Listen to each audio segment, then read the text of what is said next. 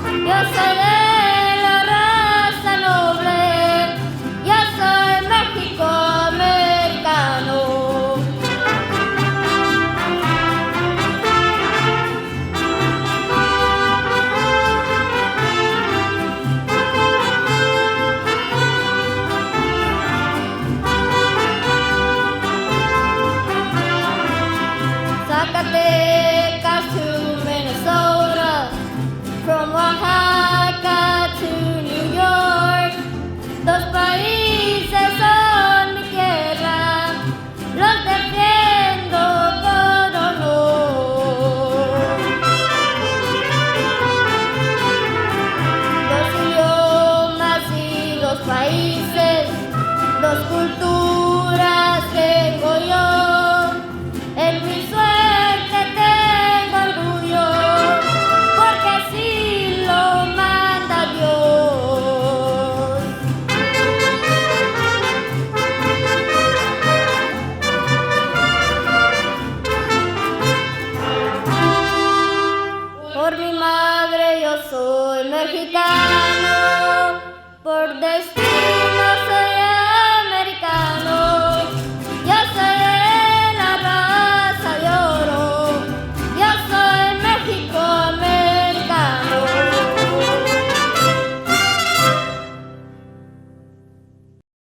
Excelente, muchas gracias a todos los estudiantes que participaron en estas, para mostrarnos su talento. Thank you very much, everyone who participated.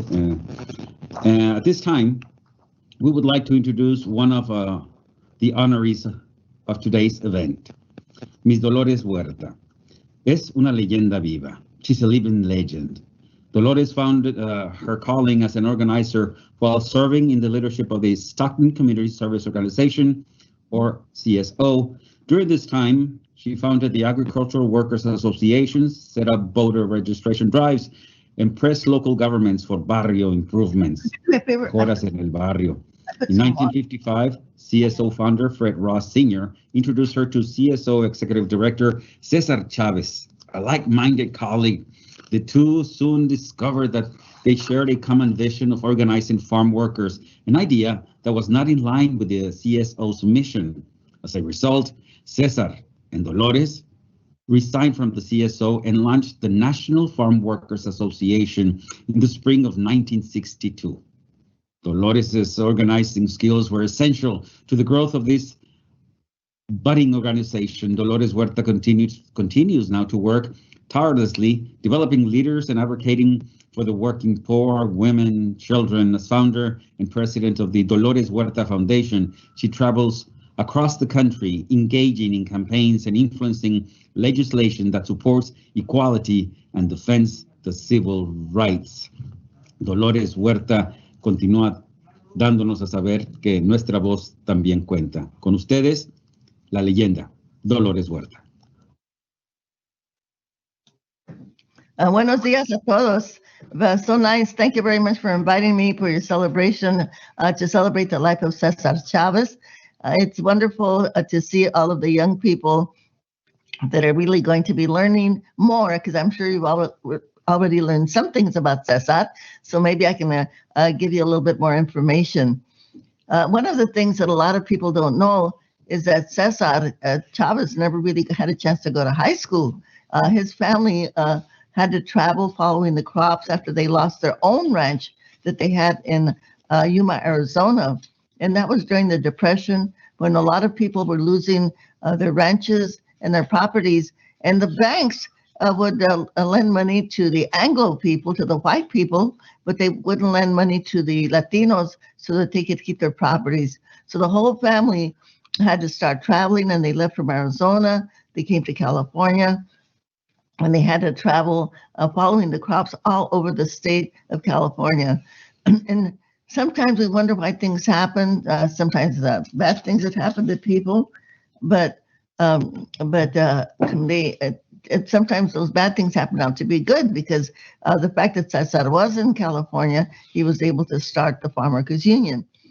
And the way that Cesar Chavez and I learned how to organize is that there was this gentleman, as it was mentioned a few minutes ago, named Fred Ross Sr., and he taught us how to organize. And when we think of that word organize, it seems like such a big word. And it is a big word. But the way that you organize is not that hard. Basically, you just have to get one of your friends or somebody that you know to kind of help you when you want to do something. And whatever your goal is, that you have to be confident that you are going to be able to reach it. But sometimes we can't do something by ourselves. We have to get someone to help us. And that's the way that Cesar, his wife, Helen Chavez, and myself, that we started. We started asking a few people at a time, talking to them in their homes, telling them that the conditions of the farm workers were so bad. It was so bad that they did not even have toilets in the field where they were working. And you can imagine what that was like, working out there. You're miles and miles away from the nearest gas station. There's nowhere for you to go to the bathroom. And so this was one of the terrible things. And this is the way that the workers were being treated. They also, working in the hot sun, they weren't given drinking water. They weren't given relief periods. And so we knew that we had to change that. But the main thing is that we had to tell the workers, nobody is going to do this for you. You have to do this for yourself, okay? And so eventually the workers, they understood that. They got together, they did marches, they stopped working. But again, knowing that we couldn't win, we had to go out there and ask people all over the United States. In fact, even over there where you live, there were people that came forward and they helped us. And what they did was not that hard. We just asked them, okay, could you please not buy any grapes? Okay, stop eating grapes. Don't shop at the stores where they are selling grapes. And we were able to get 17 million people all over the United States, in Canada, in Mexico, in Europe. People stopped eating grapes. And once that the growers felt the pain in their wallets because they were losing money, then they decided to give the workers what they needed. Okay, there's one other thing that I want to mention to you that we did a lot in the Farmworkers Union, and we still do today in my organization, the Dolores Huerta Foundation, is that we register people to vote. Because the only way that we can make sure that what we want to happen is it's got to be written into a law. And I know there have been a lot of marches, a lot of protests, a lot of picket lines, but for the things that the change that we want to happen, but it's got to be written into a law so that we can make sure that it will happen, that it can be implemented, that it's enforceable, and that somebody will be held accountable, okay? Just remember that. And there are some really important laws right now that we have to work on. And I'm going to mention them to you because you can also help to make these laws pass, and I'll tell you how.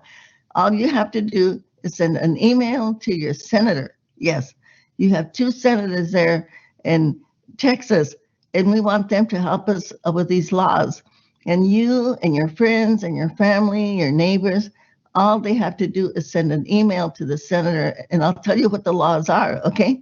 One of them is called immigration reform, because we have a lot of undocumented families, in our community. And we want to see those undocumented families be able to get their status legalized in the United States. And this law is called immigration reform, okay? So if you can just, as I said, maybe some of your teachers can help you do this, because it just takes a few minutes to send an email to your senator and ask him to please vote for immigration reform. Now, there's another thing that people don't talk about Cesar Chavez a lot, but one of the things that we did is to go door to door and ask people to register to vote. And this is something else that you can do, is talk to your family. I know many of you are not yet old enough to be able to vote, but you can get the word out, because it's important that we get everybody to vote. Now, there's another law that is going to be important for people from Texas, and that is called For the People Act. And that will make sure that everybody can vote and nobody can suppress the vote or try to make it hard for them to vote, okay? So we can make all of that happen. Cesar Chavez did a 25-day water-only fast in Arizona, and after he finished that fast, what he did, he went all the way through Arizona, starting at the Mexican border, and all the way to the northern part of Arizona, getting people to register to vote. And after they finished that voter registration drive, they got the first Latino elected to the state legislature, to the Senate of Arizona, okay? His name was Manuel Peña. So the thing is that in all of our organizing, the one thing that we try to do is to make people understand that they have power. So just remember that. And you have power and you can make things happen. You're able to change things and make things better. And so I just want to, again, thank you very much for celebrating Cesar Chavez Day. And the way to remember Cesar Chavez, of course, is to send those emails that I'm talking about. Send those emails. And remember the farm workers that put the food on your table every single day. And to follow Cesar Chavez's path, We just have to do whatever we can do. And the other thing to remember this is everything that we did it with a philosophy of nonviolence.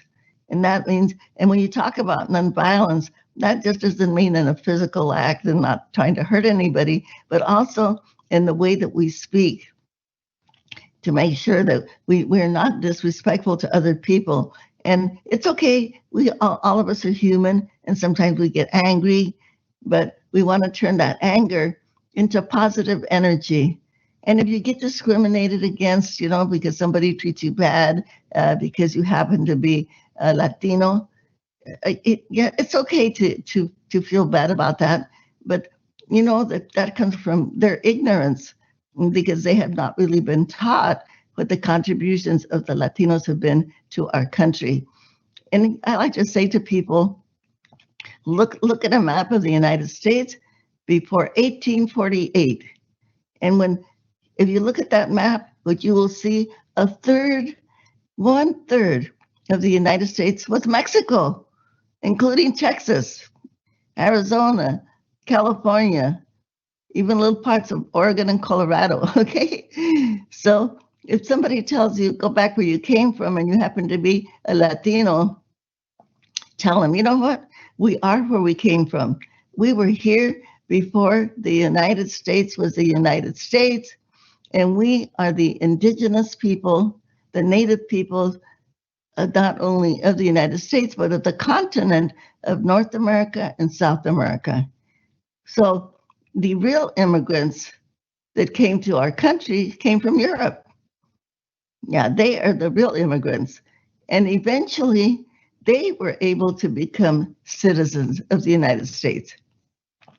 And so all of our undocumented people that we have right now, they can also become legal residents and eventually citizens of the United States. And that's why it is really important that we, again, like I said, asked you a little while ago, to send that email, or if you can't send the email, and I think most of you can, pick up your telephone and call your senator and say, please vote for immigration reform, okay?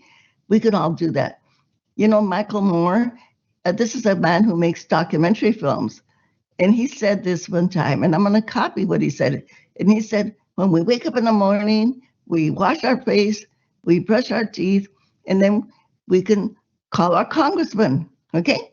Call our congressman. It's very easy to do, because it's very important that all of us, each one of us, that we engage in the political work in our nation so we can end the racism, discrimination against people of color. We want to get rid of white supremacy and white privilege, okay? And we also want to end the sexism, discrimination against women. And because remember, everybody, men and women, girls and boys, we're equal. We may not be as strong as the guys are, but we're, otherwise we're equal.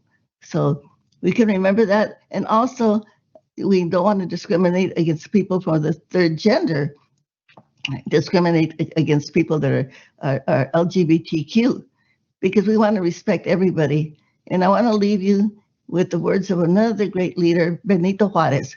Benito Juarez was the president of Mexico after they got the independence from Spain. And Benito Juarez had these really, really powerful words. El respeto al derecho ajeno es la paz. Respecting other people's rights is peace. Let's remember that. Respecting other rights is peace. El respeto al derecho ajeno es la paz. So just remember that. And we always want to respect other people, the way that they live their lives, because it doesn't affect our lives. So anyway, thank you again for celebrating Cesar Chavez Day. In the Dolores Huerta Foundation, we are fighting against discrimination in our schools, against Black and brown students. We have sued our school district here where I live because of the discrimination. And guess what? We won, okay? We won. So we have to keep fighting for justice and doing everything that we can do within our own power to make things better. One last thing, I want to remind you of this really important phrase. If I could ask all of you right now, because we're in the virtual world, I would ask you one big question. who's got the power? And I would want you to say, we've got the power. And when I say, what kind of power? You would answer, people power. So never think that you don't have a voice. Don't ever think that you can't change things in our world to make them better, because all of us together, we will do that. We will keep fighting for the day when you can have free college for everybody, free healthcare for everybody, like they have in Europe, like they have in some parts of Latin America, like they have in Cuba. And Cuba is a country that's a small country and it's a poor country, but everybody has free healthcare and free college education for everybody. So working together, we can make good things happen, like Cesar Chavez did. So, si se puede. Gracias por invitarme. I wish you all a really good Cesar Chavez Day. Thank you. Muchísimas gracias a Dolores Huerta por esas palabras de inspiración. Several things I'm just going to touch on that you said, Ms. Huerta.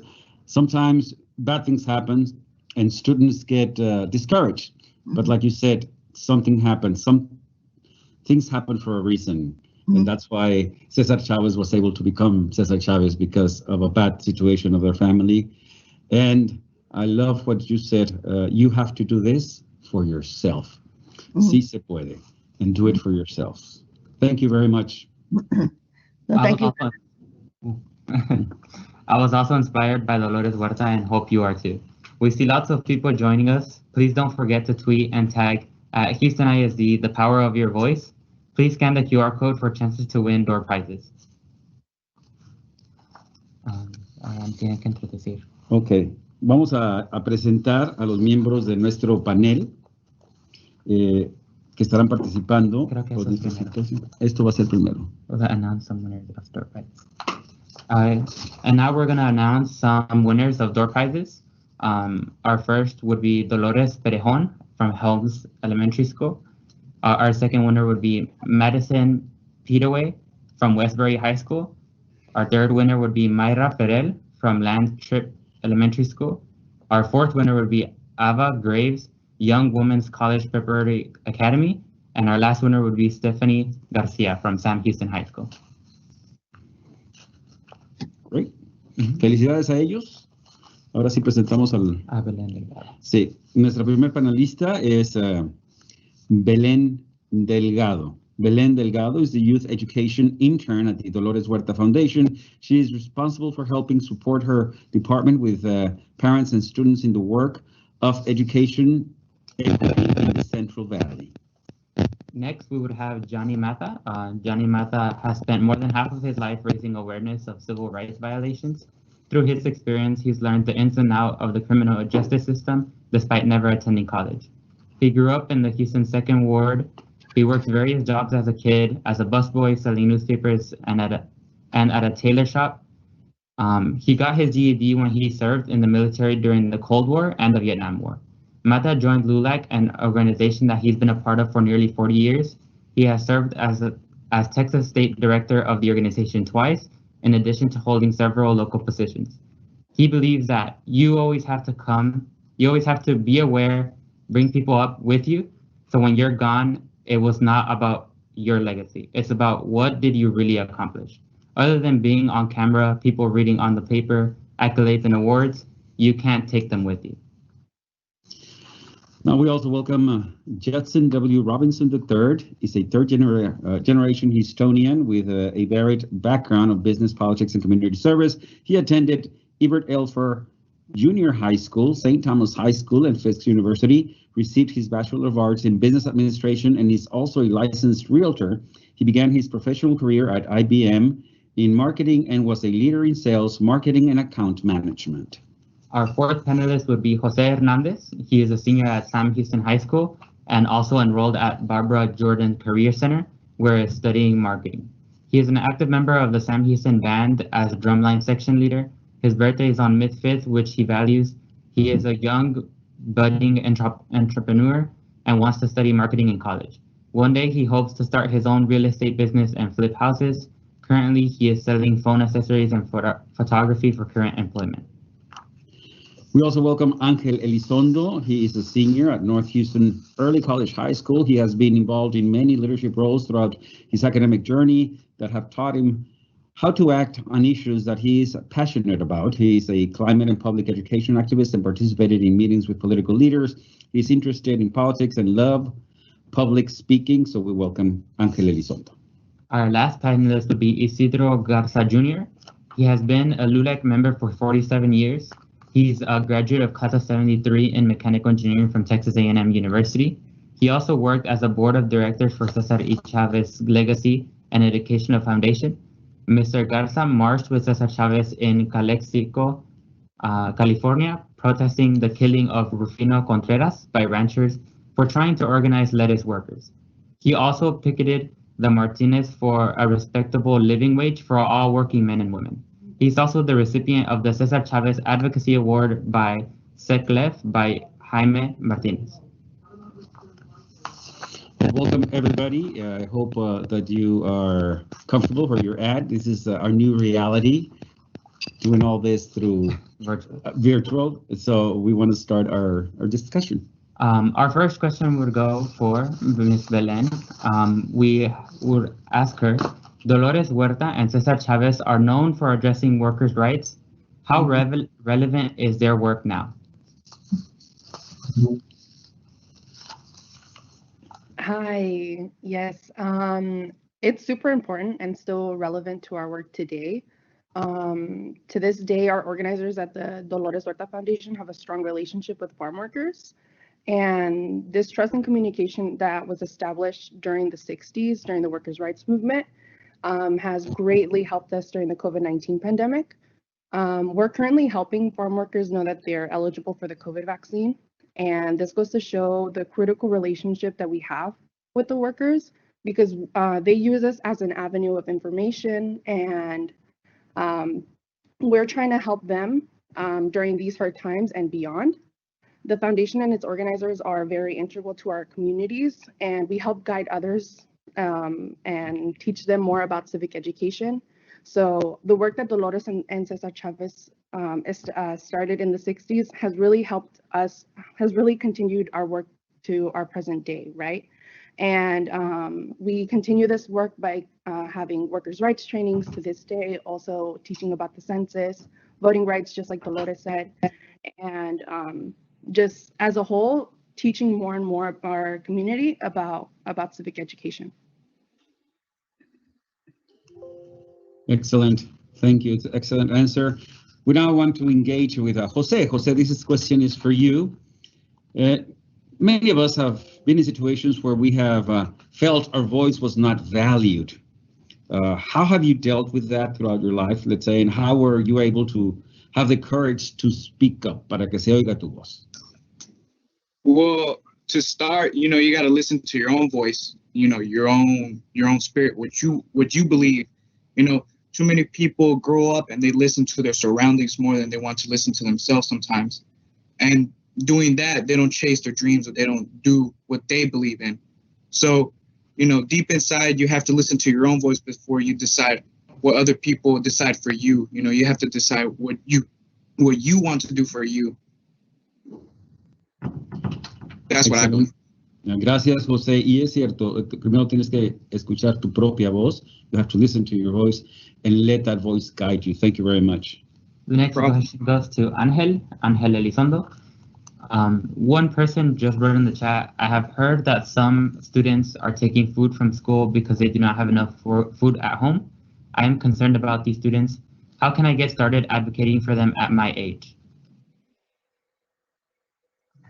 Well, first and foremost, it's one of the easiest things you can do because it's very local. It's within your school. I've personally done it myself. A lot of students, when they come to school and there's a lot of leftover food that is provided from the school, they collect it and take them home. So I encourage students that see some students taking their food home to go and collect and have some drives and collect the food in order to provide to those students who don't have the 3 meals a day that everyone should have at home.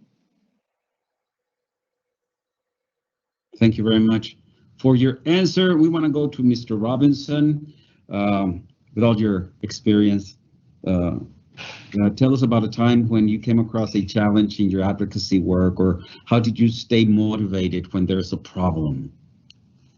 Well, first of all, let me thank all of the esteemed panelists, especially our young panelists, Mr. Angel, Elizondo, and Jose Hernandez. We're just so proud to have you guys use your voice today.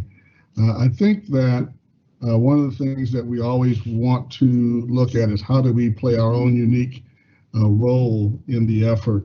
I recall the big march that we had here in Houston as a result of the George Floyd death, and how many people took to the street, which was certainly an appropriate measure to take.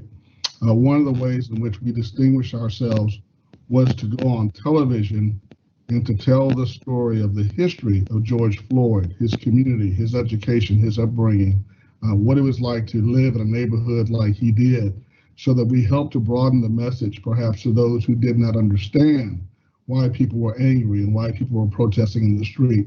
So we all have to do our part to ensure that our voices are heard in its own unique way. Some may choose to do that through art, through education, through demonstration, but through whatever your unique gift is. It may be just your voice itself. You may be a great motivator and articulator of a point of view. Find your joy, find your power, use it to enhance and better mankind. Thank you very much, Mr. Robinson. It is true. And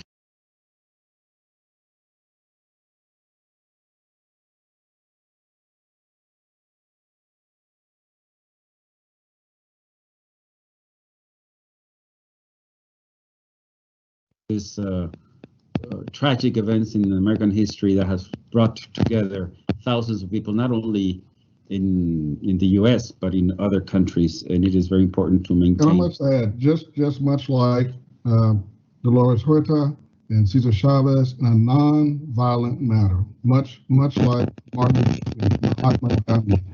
These were all great leaders and students of the way to move the process of progress.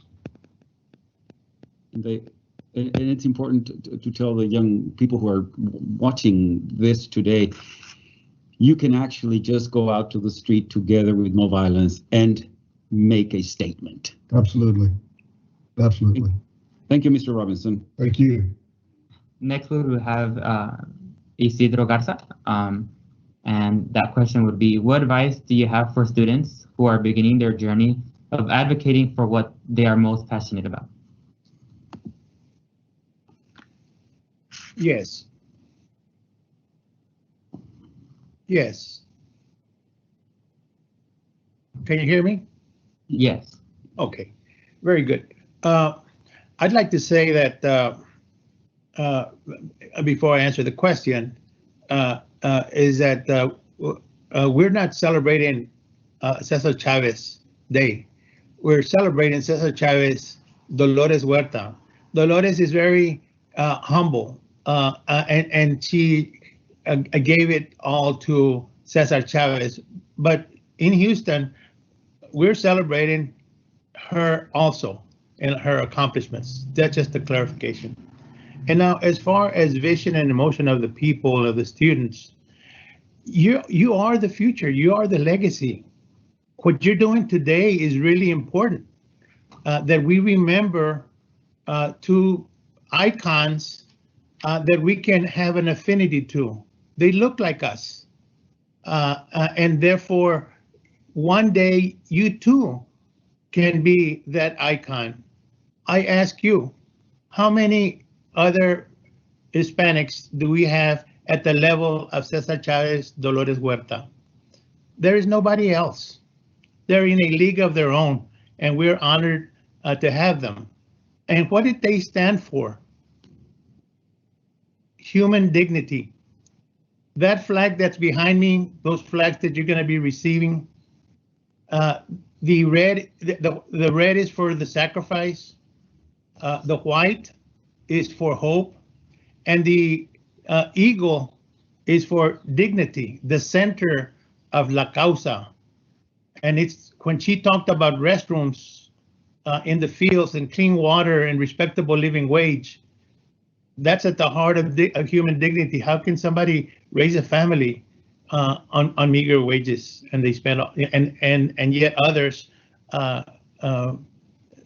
get all the benefits, the economical benefits of our country? So focus in on those things that you have a passion, just like Cesar Chavez, just like Dolores said. She started by saying, okay, let me go get my friends.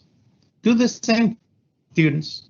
The responsibility of making the changes that our country needs, and there are so many areas that our country needs to improve. It's a great country. We love it. But at the same time, it can be better, and that is in your hands. What you make a passion will be the legacy that you will leave for your kids and grandkids. My grandkids have been marching in Cesar Chavez March. They were in strollers and in San Antonio. We do a 50,000 people march there. This is a good start today here in Houston. And I would love for you all to continue and enjoy that march that you're going to do after this session. Thank you and God bless you.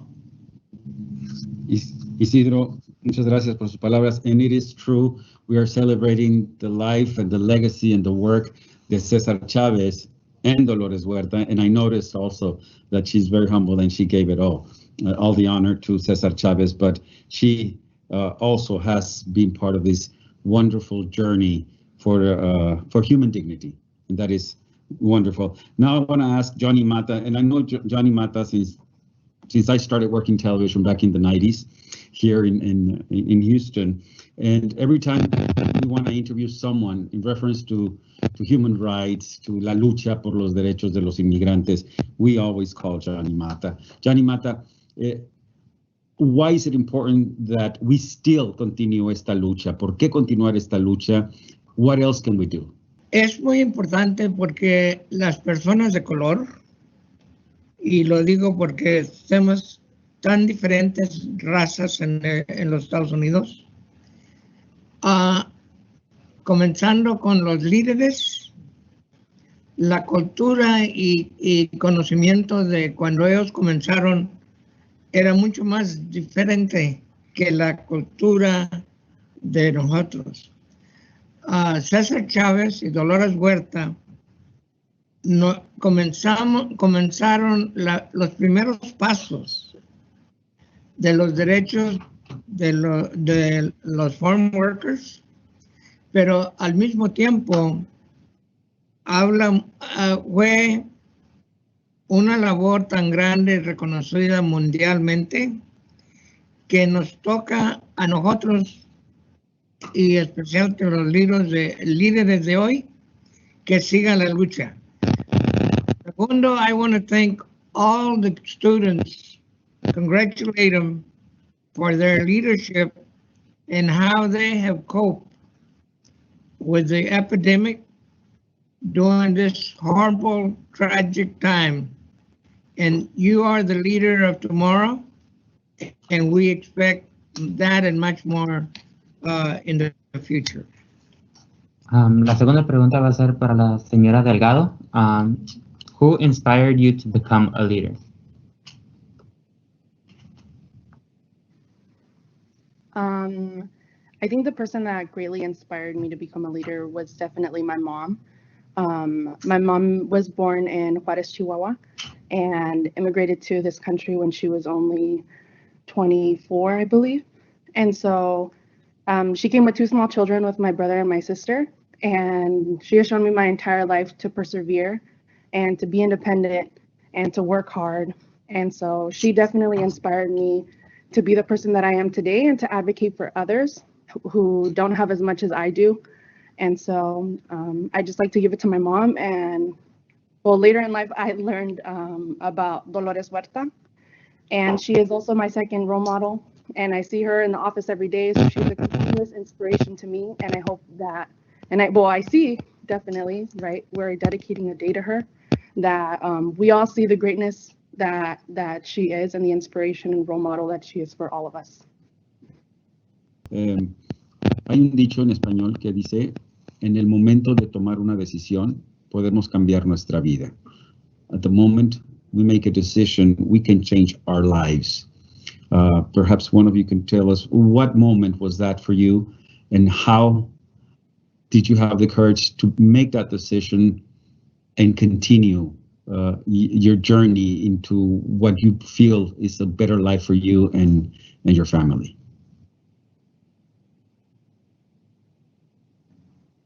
Well, I think oftentimes you're motivated by the the lives of other people.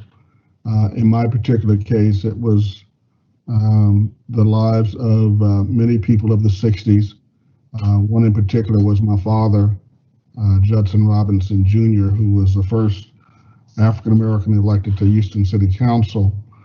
And I'll just never forget his funeral, quite frankly, when the number of people that came to me to talk about the impact that he had on their lives from a policy standpoint, changing things for the better, so that not only that individual, but other individuals like that person had a better life moving forward.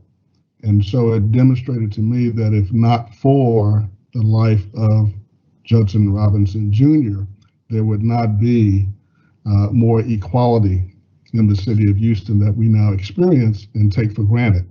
And so it motivated myself and, of course, thousands of other people to seek higher goals, to perceive the world in a way it could become, and to not settle for the way that it is.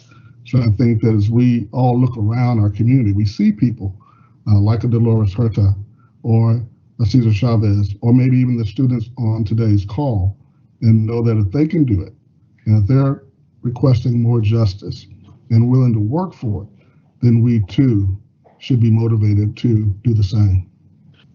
I just want to remind you all that we have questions coming in from the chat. And so if you have a personal question that you want to ask any of the panelists specifically, that you can send it to them and we'll ask it here. One of the questions is, Georgia, Texas, and other states are passing laws that limit voting rights. How do we fight against them? Any other panelists would like to take this question? The question that was asked prior to my colleague. Right now, we're in the crossroads of reverting back to the Jim Crow days. If you look at the challenge to the election rights, particularly that would affect the epidemic that has shown how many people. Okay, we seem to have a little technical difficulty. This other question was sent by someone through, and there's more questions coming. And I think Mr. Robinson touched on this in his participation. How did seeing the protest this summer inspired or resonate with you? That's a question being asked by one of the students and any member of the panel that wishes to answer. How did seeing the protests this summer inspired or resonate with you?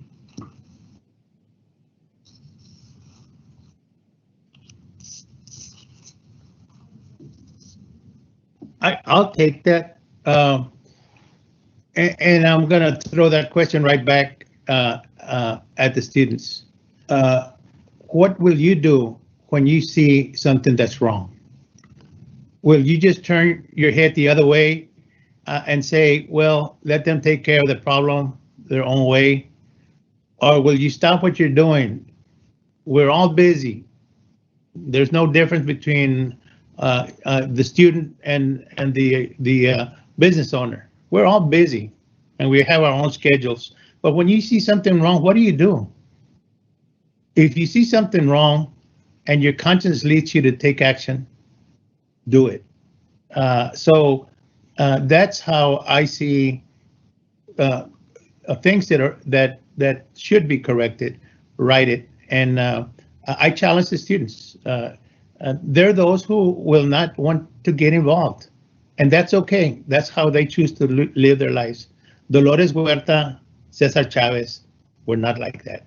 They took the matter into their own hands, saw the problems that were in the fields, and worked to correct a lot of those issues. So I encourage you all to continue. I see a lot of bright minds I am so hopeful. I'm on the white part of the flag. Hope for a much better America, because it's going into those very capable hands of the students that are here. I Thank think you we're starting very to Yes. continue to see that. Now, such a great question. I just wanted to tag along, where students now are rallying against bullying. They're rallying against LGBTQ rights, not against rights, but in support of everyone's rights as it relates to that community. Martin Luther King once said, injustice anywhere is a threat to justice everywhere. And certainly as you guys see it, use your voice to stand up against it. As mentioned, you know, we're all busy. We all have other things to do. We can always wait on someone else to intervene on our behalf. But nothing stops you from being a leader. Nothing stops you from using your voice to make yourself heard, because as Mrs. Huerta said, you know, it starts with a group of friends. You call 3 or 4 of your friends, have a discussion about whatever it is that you're concerned about, and you can move forward. And all of a sudden that 3 or 4 moves to 300 or 400, and 300 or 400 moves to 3,000 or 4,000, and so on and so on. Thank you so much for your response. We have more questions coming in from the chat. It would say, some of my friends and family says voting doesn't matter. What can I say to convince them that it is important for a change?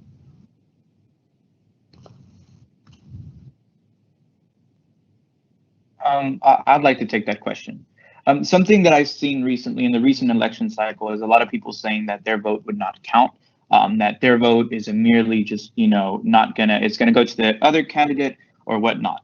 The one thing that I learned through the 2020 election cycle and some of the runoff elections that really played a role is that your vote matters.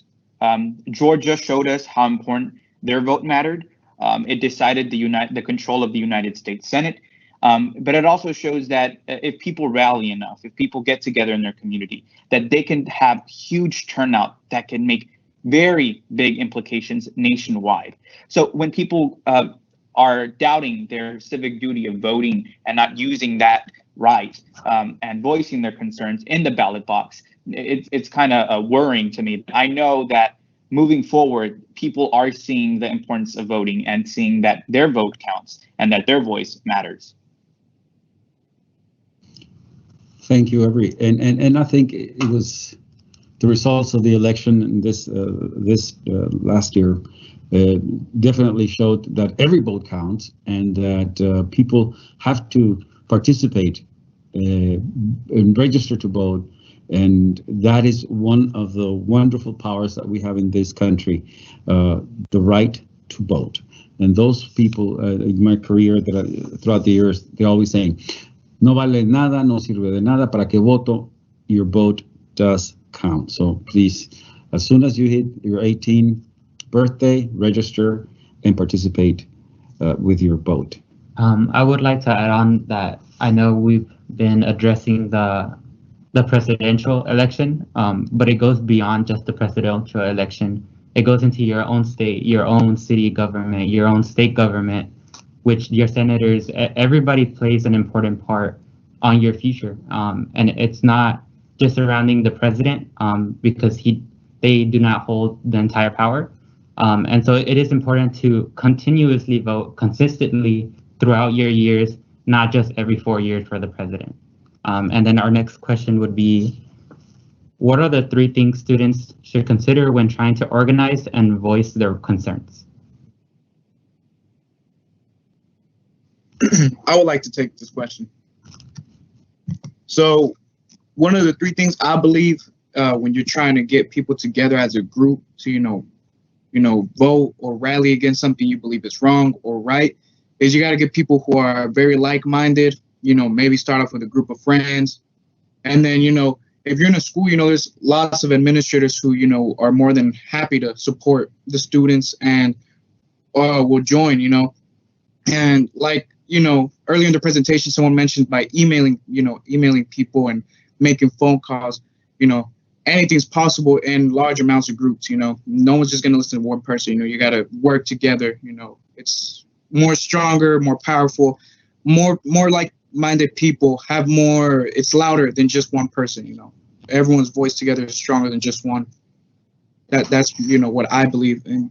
The 3 steps into making a good group to change something or make a change. And yeah, that's my belief. I think another thing that Cesar Chavez and Dolores Huerta didn't have the internet. They moved people de palabra en palabra. Now with the internet, the potential is there to mobilize thousands of people. Y un ejemplo, se sale en Centroamérica, en algunos países como Honduras, un anuncio de que va a empezar una caravana y la gente se junta en un lugar y se viene caminando en busca de una mejor vida. El uso del internet, the internet, it could be a great tool to start mobilizing and helping others. And I just wanted to add that. And another question that was sent to us was, how do you get other groups to work together to support the fight for equality and social injustice? And anyone can answer that one, and we have more questions coming. That's wonderful.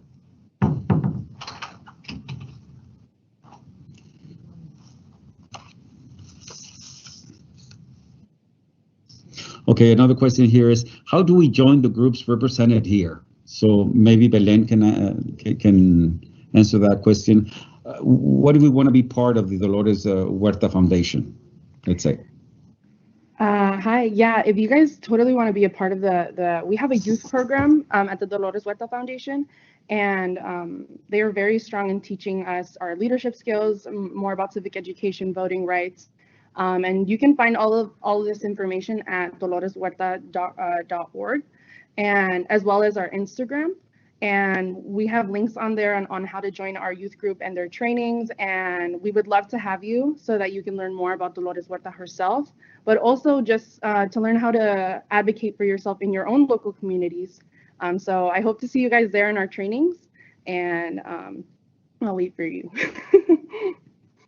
The next question I would like Angel or Jose to answer. And it's, are there volunteer projects that students can do to impact the movement?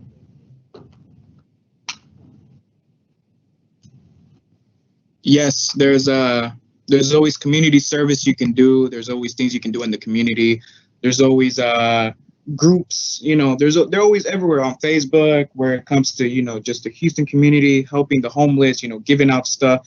Those are just little things you can do to make, your city, the world a better place. There's always, groups of people just out there, giving out free stuff, giving out help, and they need volunteers. And, that's one of the ways, they can make a change. Yeah, I'd like to add on to Jose's point. Right after this tragic winter storm that we experienced this past month here in Texas, one of the things that we were able to do was easily go out and volunteer.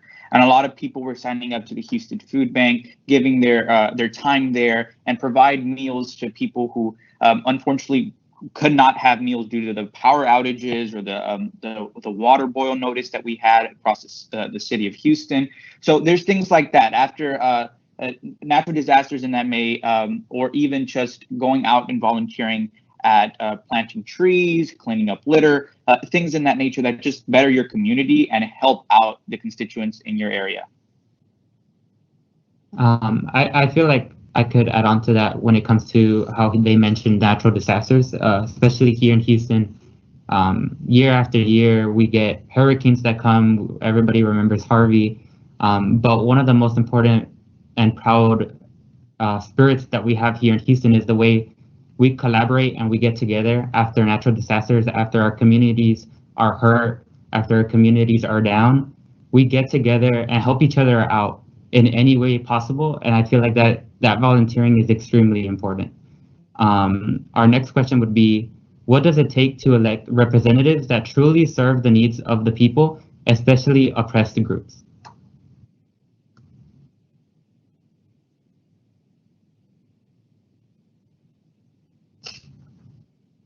I'd like to answer a previous question that was asked, or just give information. It had to do with with students that want to get involved. How do they get involved? Just recently, Miss Elena Silva Leal from Wheatley High School has joined our council, and she is being considered.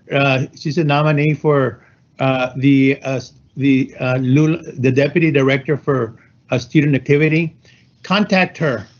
She's going to organize, and hopefully next year, when we have the national election, one of you students that is listening to this broadcast will be the national president of the youth, with a lot of activities that it takes to. And obviously, you have the ganas, the will to do good. Contact her and join that youth group for LULAC. I think I have a question for the panel. And we live in this society nowadays that we believe being successful depends on how much money you make a year. And how can we combine being successful that way and being successful in giving our time to social causes? All of us are wired differently, I know, but how do you, anyone can answer from the panel, how did you become so socially conscious that you are willing to give part of your time to social causes? Let me try that, because I have two examples that are in our council. We have a gentleman by the name of Jacob Monty. He is probably one of the most successful attorneys, one of the richest attorneys in Houston, and he is working with LULAC and the La Causa. The other person who is already there present, Gilbert Garcia. Gilbert Garcia just finished hitting, listen to what I'm going to say, $17 billion in his business. He's an investment banker, one of the few Hispanic investment bankers in the world, in our country for sure. And so, yes, you can do both.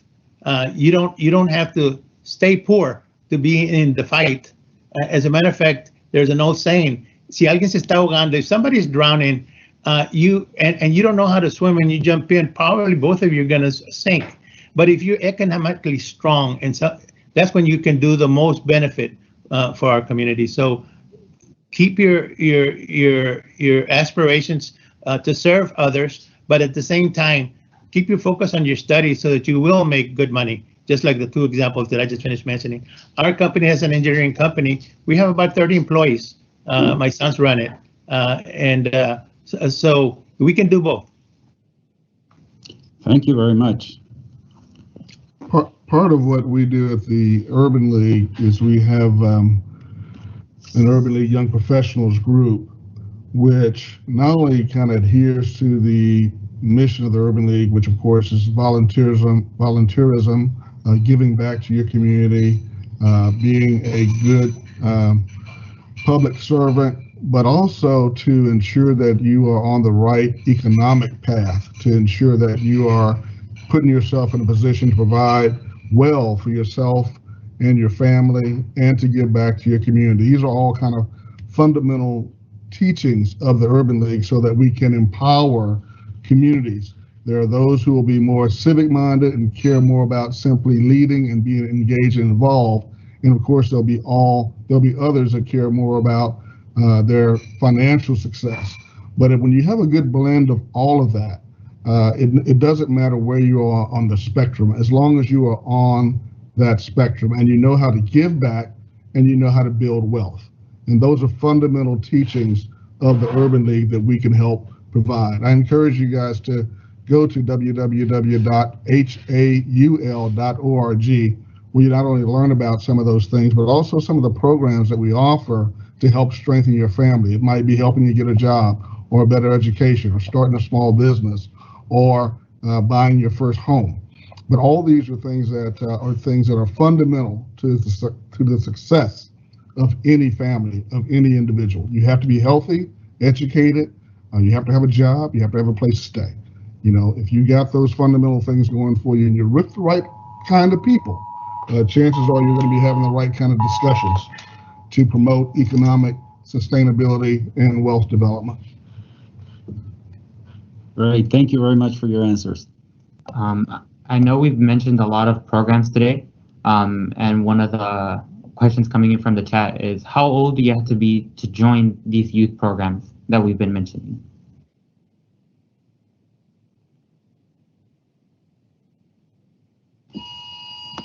For the LULAC Youth Council, it's 15 years.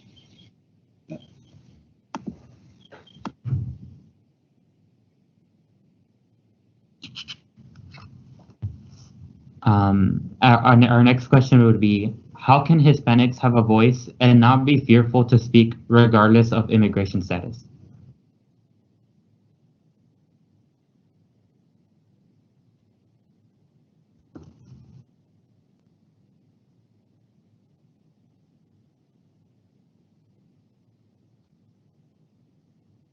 Once again, the question was, how could we participate and not be afraid if we don't have a so-called legal status in the U.S.? Can I answer this one? Yes. So one way that you can, speak without being afraid of, this immigration system is by staying in large groups, let them threaten you. There are groups that will defend you, everyone has phones, pull that out, record, they can't touch you. Even if you are an immigrant, we all have human rights here in the United States. And, stay in large groups, they can't take you all, that's why it's better to be in a big group, they can't take all of you, and even then, don't be afraid of speaking out. If you are doing nothing violent, they can't touch you, it's a peaceful protest. That's why it's always better to do peaceful protests than violent protests, because then they cannot touch you, and you are heard better. There's always going to be foundations that defend immigrants, as equal as everyone. La unión hace la fuerza, so staying in large groups. Thank you very much. Yes, and the next question would be, does anyone in the panel have any suggestions on how to inspire minority voters to get to the polls in all elections?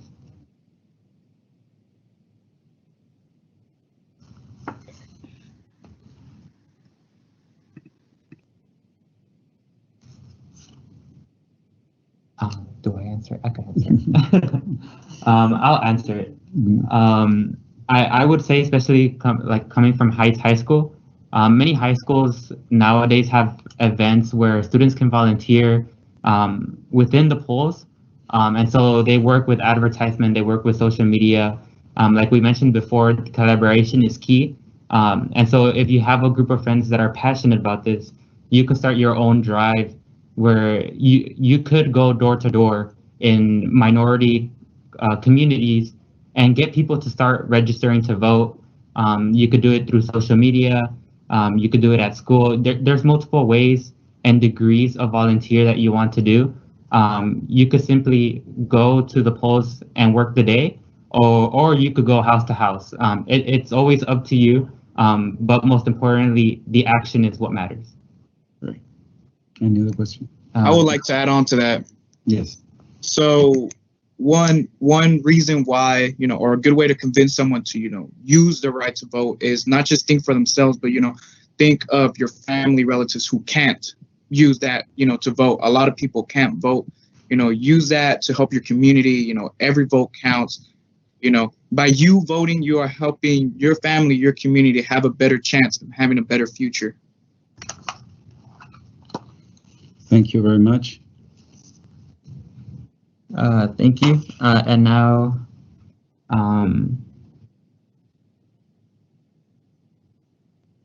I would personally like to answer this question.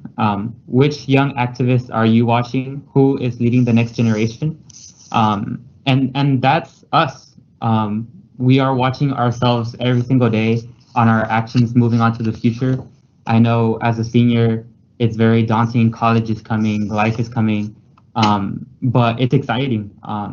Being able to have things in your control, being able to do what you want to do to create a change in your community. Even it just goes beyond us. You can see people who are younger than us creating a change. And it doesn't really matter your age, as long as you're extremely passionate and you push for your actions to create the change. You just watch other leaders and you could be the leader. Another question that was given to us, Ms. Huerta mentioned sexism. Now, anyone from the panel can answer this one. How do we help young men support women's issues?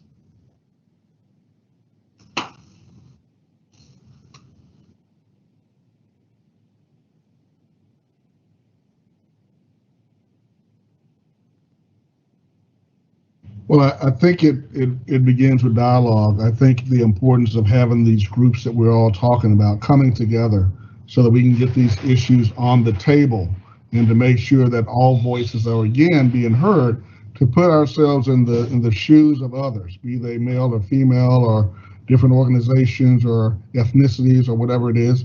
You have to be able to walk in another person's shoes. You have to be able to see it through the lens of their frame, to understand their point of view, and to allow yourself to learn, to seek first to understand, and then seek secondly to be understood. We have to listen to each other. And the only way we do that is by bringing, ourselves together. We can use this social media tool. We can use Zoom calls and Meetup and all the different technologies and platforms that we have now to our advantage, to our community's advantage. But we have to be strategic in our thinking and open to the possibility of learning from others and not just hearing only ourselves.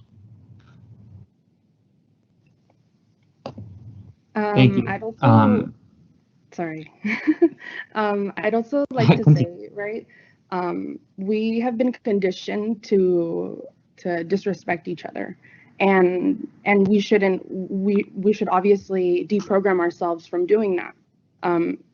It starts with respect. If we respect one another, then we're not going to have these issues. We're going to talk freely and let each other know how we're feeling about certain situations, if we feel invalidated, if we feel like we're not being heard. It all starts with communication and respect. If we don't respect each other, then we're not going to move forward from where we are today. And I think with open dialogue and listening to women, it's important that we continue this conversation about sexism in order to improve our daily lives and ultimately, solve all these world problems.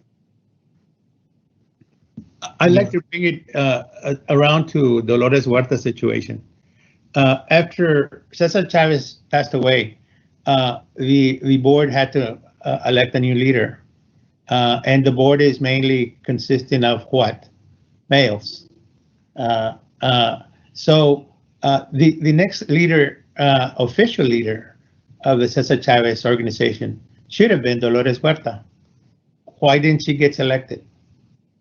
There's nobody that comes close to her. Yet that leadership role was not offered to her. So that's part of the consciousness that has to play in. Definitely. Okay, I think our responses here now were very connected to the next question, which is, what are you doing to train the next generation of leaders?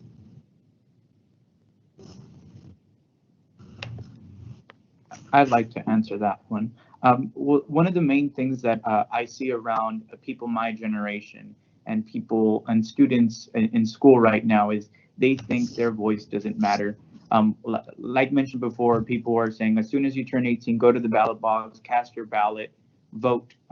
But these students see that they can't do that, so they're discouraged from being a voice, from acting. And I feel like we need to encourage them, educate them that it doesn't matter what age you are, that you can be 12, 15, 17, 18, and you can still go out there and be the voice that, a lot of these students are missing, and be an inspiration to others in that same generation who are going to be the future leaders in our community. So it's important that we just not encourage them, but educate them in what is exactly they need to do. Thank you. We're about to wrap up the symposium, but I want to give everyone a last opportunity to express a thought to help to motivate our students who are watching in reference to their success and their new life or the life they're wanting to live. So we'll start with Belen, and then we'll go with Jose, and then Angel, then Mr. Robinson, and then Isidro, and then Johnny Mata at the end. So what could you say? Hi. Yeah. So my advice would just be, right, it's scary at first, but once just by coming today, you're already paving the way for yourself, right? You're already a leader. You're engaging in outside information and getting to know more about Dolores and Cesar Chavez's work. You're already a leader by doing so. So I'm proud of you guys for doing that, and I hope that you continue the work and learning more about others. And I hope to see you out in the sidelines once COVID is over. Thank you, Belen. Jose? Yes, I'm sorry. Could you repeat the question? When you were saying you kind of cut off on my end. Yes, no, just it's like your final thoughts in reference to what we've been talking about, the final thoughts towards the students who are watching. Well, always try to do the right thing, and if you see something going on and you believe it's not right, and if you can't do anything about it, find someone who can do something about it, do small little things, it doesn't cost nothing to be nice and, try to be a better human being overall. At the end of the day, we're all just one race, and it's the human race, we're all connected equally. We all bleed, we all eat, we all sleep, just try to become the best version of yourself to help others and help others become the better versions of themselves. Yeah, thank you so much for your words. And then next we'll be going to Angel. Yes, I feel like students and people who are interested in activism, they need to find their inspiration. Encontrar su inspiración. No solo eso, pero continuar con el trabajo que han hecho César Chavez y Dolores Huerta, que nos han enseñado cómo es protestar y marchar para las causas que nosotros creemos son muy importantes para nosotros. So keep in mind everything that Dolores Huerta and Cesar Chavez have taught us, because we understand that protesting, marching, and getting your voice out there is very important. So thank you. Thank you, Angel. And Mr. Robinson. Thank you for this time today. It's been an absolute pleasure. Certainly, I've learned a lot, and it's just so inspiring to hear from Jose and Angel and other young leaders, because I guarantee if you keep your eye on these young people, you will see them leading in the future. It is, in fact, a journey, ladies and gentlemen. The things that you're doing today will pay huge dividends to yourself and your community tomorrow and in the future.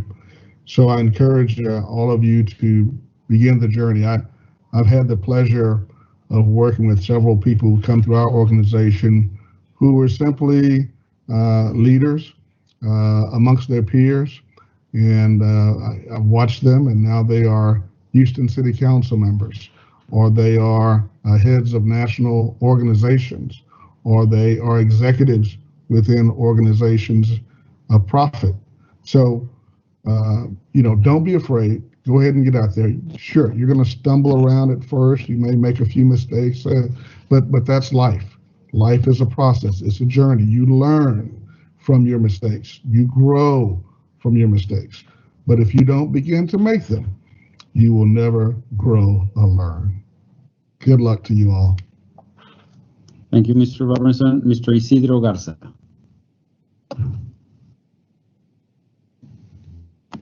I'd like to call the attention of the picture that's right behind you of Cesar Chavez with a shovel and a hoe.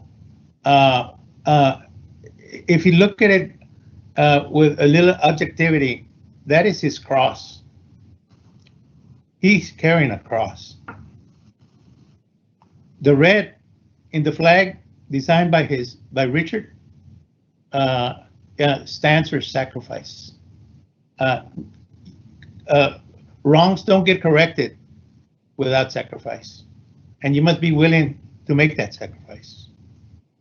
And I see Thank Paul you very much. on the other end, and welcome, Paul. I speak from Cesar Chavez Legacy and Educational Foundation from San Antonio, the Jaime Martinez. Thank you. And finally, Mr. Mata, we have a couple of minutes.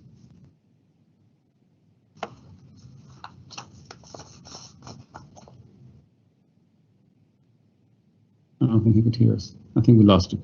Okay, want to thank all of the students who joined virtually and engaged in the discussion this morning.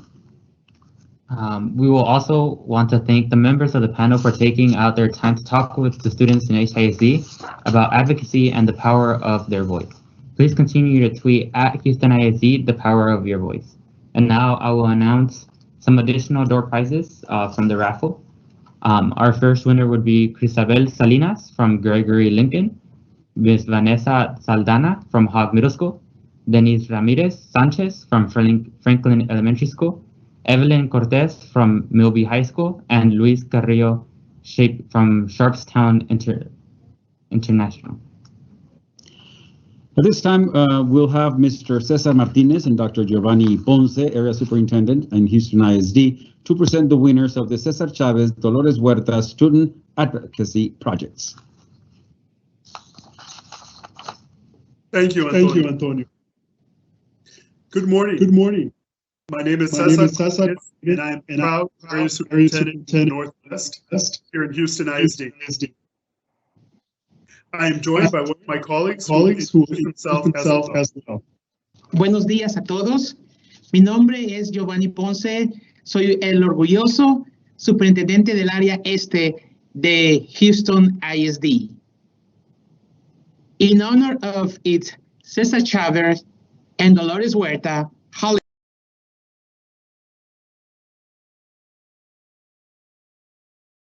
where they'll be able to present the work via the essay, documentary, or website. Finally, based on a rubric, all the projects were judged by a committee. And at this time, we are excited to announce the runner-ups. They are as follows. Hollow Middle School, 7th grade, Luis Arajo. Hayes High School, 10th grade, Heidi Chapan. Black Middle School, 7th grade, Cornell Collins. Peanut Middle School, 8th grade, Margot Martin. Westbury High School, 12th grade, Stephanie Martinez. Cashmere High School, 12th grade, Abigail Reina. Hayes High School, 11th grade, Erin Smart. Black Middle School, 7th grade, Christina Thomas. McRaynolds Middle School, 7th grade, Sanaya Walker. And Lanier Middle School, 8th grade, Journey Washington. Well done, students. They will each receive a $100 gift card. Thank you. Sí se puede. Thank you, Cesar. Thank you, Dr. Ponce. And now, the winners of Chavez Advocacy Project in the essay category. The winners are Angel of North Houston Early College High School and Solomon Kino of Jane Long Academy. In the documentary category, the winners are Aiden Flores of Wilson Montessori School and Alejandra Rodriguez of Cashmere High School. Big congratulations to both Aiden and Alejandra. And finally, in our website category, the winners are Edward Lopez of East Early College High School and Helen Shibru of Long Academy. Congratulations to both Edward and Helen. All winners, thanks to our sponsors, will receive the following: a $275 scholarship, a technology device, and a $50 gift card courtesy of Tostada Regia Restaurants. Once again, we want to give a big shout out to all of the runner-ups, the winners, the students who participated in the Advocacy Project competition, and their parents and teachers who supported them. Felicidades. And now, back to you, Antonio. Thank you very much, Mr. Martinez and Dr. Ponce, and congratulations to all the winners. Now I would like to introduce Paul Chavez, son of Cesar Chavez, and the president of the Cesar Chavez Foundation, to provide our closing keynote address. He has spent his entire life with the farm worker movement. Paul was a union organizer, negotiator, and a personal assistant to his father. He managed the UFW's direct marketing operation and was the union's lobbyist in Sacramento and Washington, D.C. Since 1991, Paul Chavez has led the Cesar Chavez Foundation, also founded in the 60s, spearheading its impressive growth and dramatically improving the lives of farm workers, Latinos, and other poor working families throughout the Southwest. Under his leadership, it built and operates an affordable housing portfolio worth $900 million. With nearly 5,000 units in the 4 states, Paul expanded its communications fund with a Spanish and English language educational radio networking, boasting 1.5 million daily listeners and followers across 4 states. And now I present you Paul Chavez. Thank you very much for that kind introduction. First of all, we would like to thank Houston ISD for helping put together this symposium, and also we'd like to thank all of the students that helped put this together. We're very pleased to be here with you this morning, and the fact that it's student run is really important, and it especially ties into some lessons that I learned personally from my father.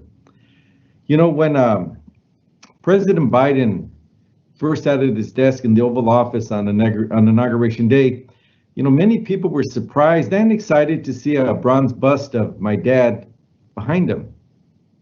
You know, that statue's journey to the White House, which my dad never visited, began decades ago in the dusty vineyards of Central California when Filipino and Mexican farm workers went on strike and changed the course of history. You know, people have asked, you know, why does Cesar Chavez's legacy continue to grow nearly 28 years after his passing? You know, my dad is best known and remembered for leading strikes and boycotts and marches and protest.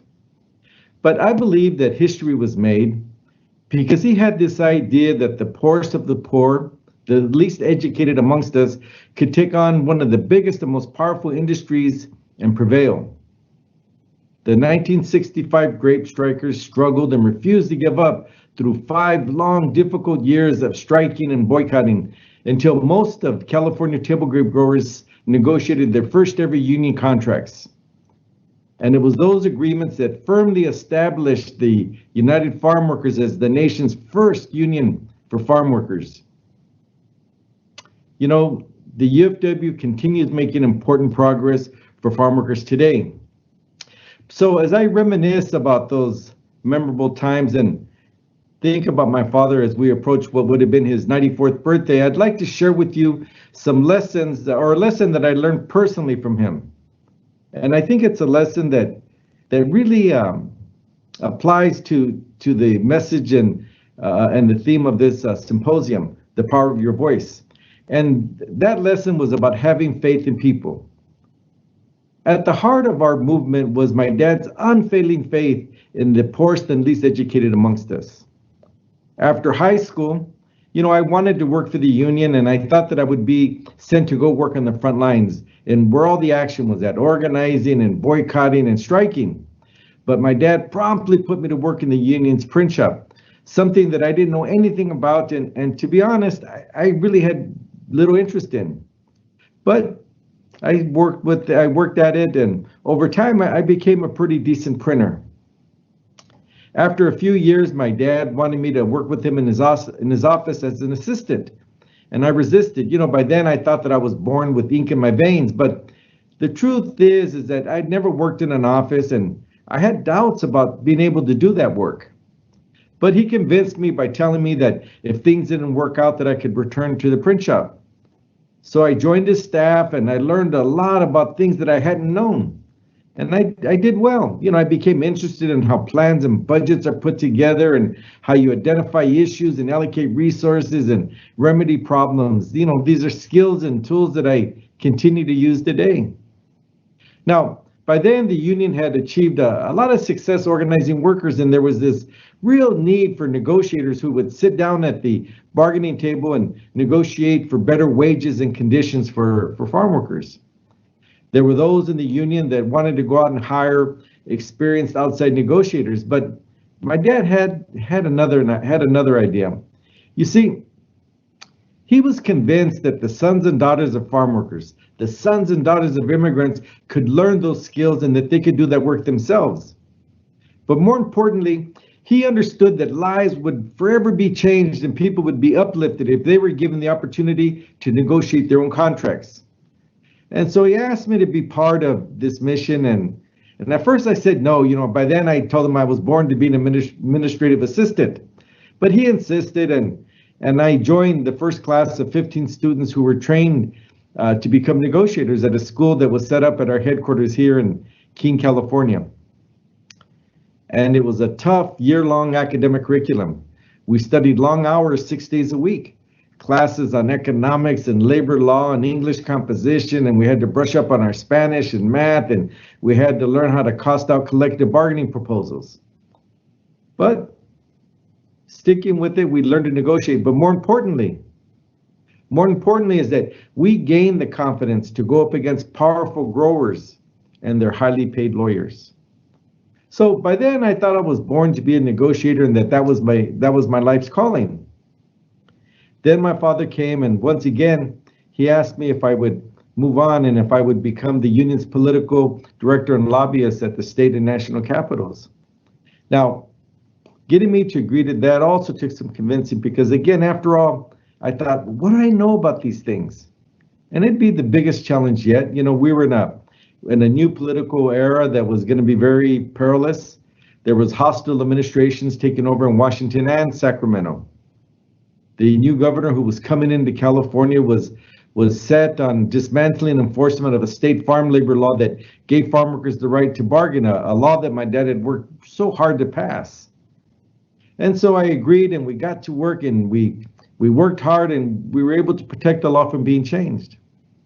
Later, my dad once again came and pushed me to leave the lobbying and political work to take over today and build what is the Cesar Chavez Foundation, which I continue to lead. And I remember, I asked myself at that time, well, what do I know about foundation work? What do I know about things like affordable housing and tax credits? And what do I know about broadcast radio and market share and all those kind of things? But, my dad was confident. He was confident that I could learn and that I could offer a vision for the future. And so today, as I look back, I could see that at every step of the way, I wasn't sure that I could do these jobs. I lacked confidence, but my dad was persistent, and he pushed me to do them anyways. And it became obvious to me that my dad had more faith in me than I had in myself. Now, we fast forward to today, and nearly 28 years after his passing, we've taken part in communications all across America, like we're doing this morning. And invariably, I'll meet men and women that he personally influenced, and they'll tell us their stories. There was a young woman who told my dad that she wanted to escape the fields and become a teacher's aide, and he convinced her to to go out and get her teaching credential. And today, she's a school administrator. Or there was the nurse who became a doctor at my dad's urging. Or there was the son of striking farm workers who was challenged by my dad to become a lawyer. And now he's a Superior Court judge here in Kern County, California, where everything began. You see, whenever he met young people in the movement, my dad believed they had a lot to offer. And he always urged them to do more than they and others thought they could do, and especially if they were from farm workers or immigrants or working class families. And he would make it a point to get them to believe in themselves. And he literally helped hundreds of people fulfill dreams that many of them didn't even know that they had. And he gave people opportunities that no one would have given him when he was a migrant kid with only an 8th grade education. And in the process of doing this work, he inspired generations of people, millions of women from all walks of life to social and political activism, and most of them never set foot on a farm. And you see, it was that faith that he had in people. It was that hope that he gave farm workers to believe in themselves. And then finally, it dawned on me, you know, what I thought was merely the love that a father has for a child, I now understood that it was something much more, something much bigger. It was the love and faith that he had in an entire community, in an entire people's ability to create their own future. My dad would often say that his job as an organizer was helping ordinary people do extraordinary things. And I think that it was a measure of his greatness that he has inspired hope and confidence in people who never had them. And he never, ever gave up, no matter the odds or obstacles. And perhaps that's why he succeeded where others with much more education and much more resources had tried and failed for 100 years before him to organize farm workers. You know, I'd like to leave you with some words that he delivered in 1984 during a landmark address before the Commonwealth Club of California in San Francisco. You know, the 1980s was a difficult time for us. We were on the ropes while hostile administrations occupied the White House and the governor's office. The political influence of our people was mostly being written off, and we were being called the sleeping giant. But my dad used that speech to present a different vision of the future, a vision of growing social, economic, and political progress of Latinos all across America when he said, once social change begins, it cannot be reversed. You cannot uneducate the person who's learned to read. You cannot humiliate the person who feels pride. You cannot oppress the people who are not afraid anymore. We've looked into the future, and the future is ours. If he was here with us this morning, his message would be that all things are possible, and that it's within our power to shape this world and to make a difference and to prevail through our own efforts. And so I want to thank you for this opportunity to share a couple of words with you. And remember, sí se puede. Yes, we can. Thank you all very much. Thank you to Paul Chavez for taking time out of his busy schedule to speak with us, students in HISD, and encouraging us to advocate for what we believe in. In addition, thank you all for joining us today, but it's not over yet. We want to end with a closing video of Cesar Chavez and Dolores Huerta created by the students at Chavez, Fur, and Wheatley High Schools. But right now, please stay tuned for a special live conference. Concluimos esta celebración de César Chávez y Dolores Huerta con un video preparado por nuestros estudiantes de las escuelas preparatorias Chavez, Fur y Wheatley. Pero al momento, favor de quedarse a escuchar esta conferencia de prensa en vivo.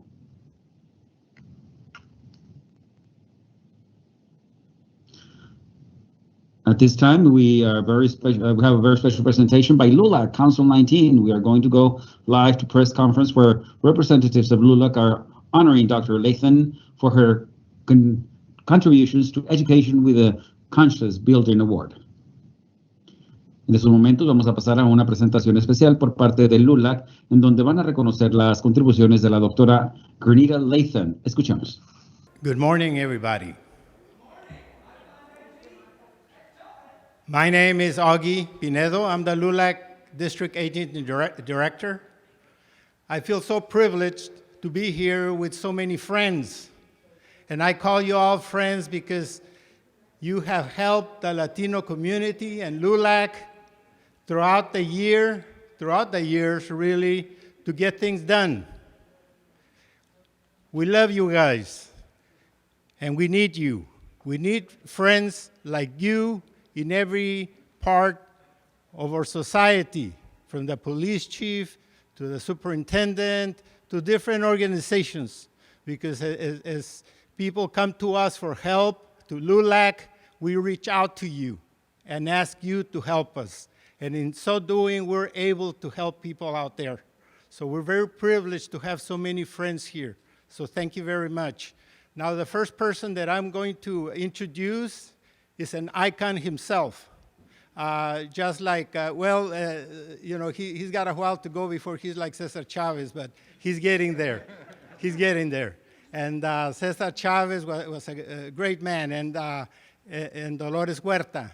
And I was going to tell you about when I met Cesar Chavez, but we're short on time, so we will leave that for another time. But without further ado, I want to present Gilbert Garcia, who will give out the next award in behalf of LULAC. It's Awareness Building Award, I believe. But Gilbert, please. Thank you very much. Give him a round of applause. Let's go. We're going to get this going. That's my job. And I'm going to go home tonight and I'm going to tell my wife I was called an icon. And you know what she's going to say? Mr. Icon, make sure you take out the trash before it's too late. That's what she's going to say, Dr. Lathan. You watch. Let me tell you all, ladies and gentlemen, in our nation, there have been many trying times. And when there are trying times, that's when true leaders shine. And many of those leaders become something really extraordinary. They become really heroes. And they say that the definition of a hero is an ordinary person that does something extraordinary under the most difficult of circumstances. And we all know the 60s and 70s were difficult times. And two leaders have emerged as incredible heroes. And those are Cesar Chavez and Dolores Huerta. And of course, they are Latino and Latina heroes.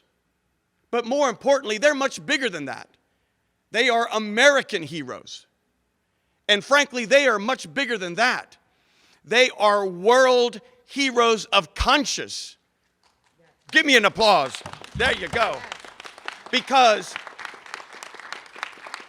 they deserve to be up there with those names that we hear, like Martin Luther King, like Nelson Mandela, like Gandhi.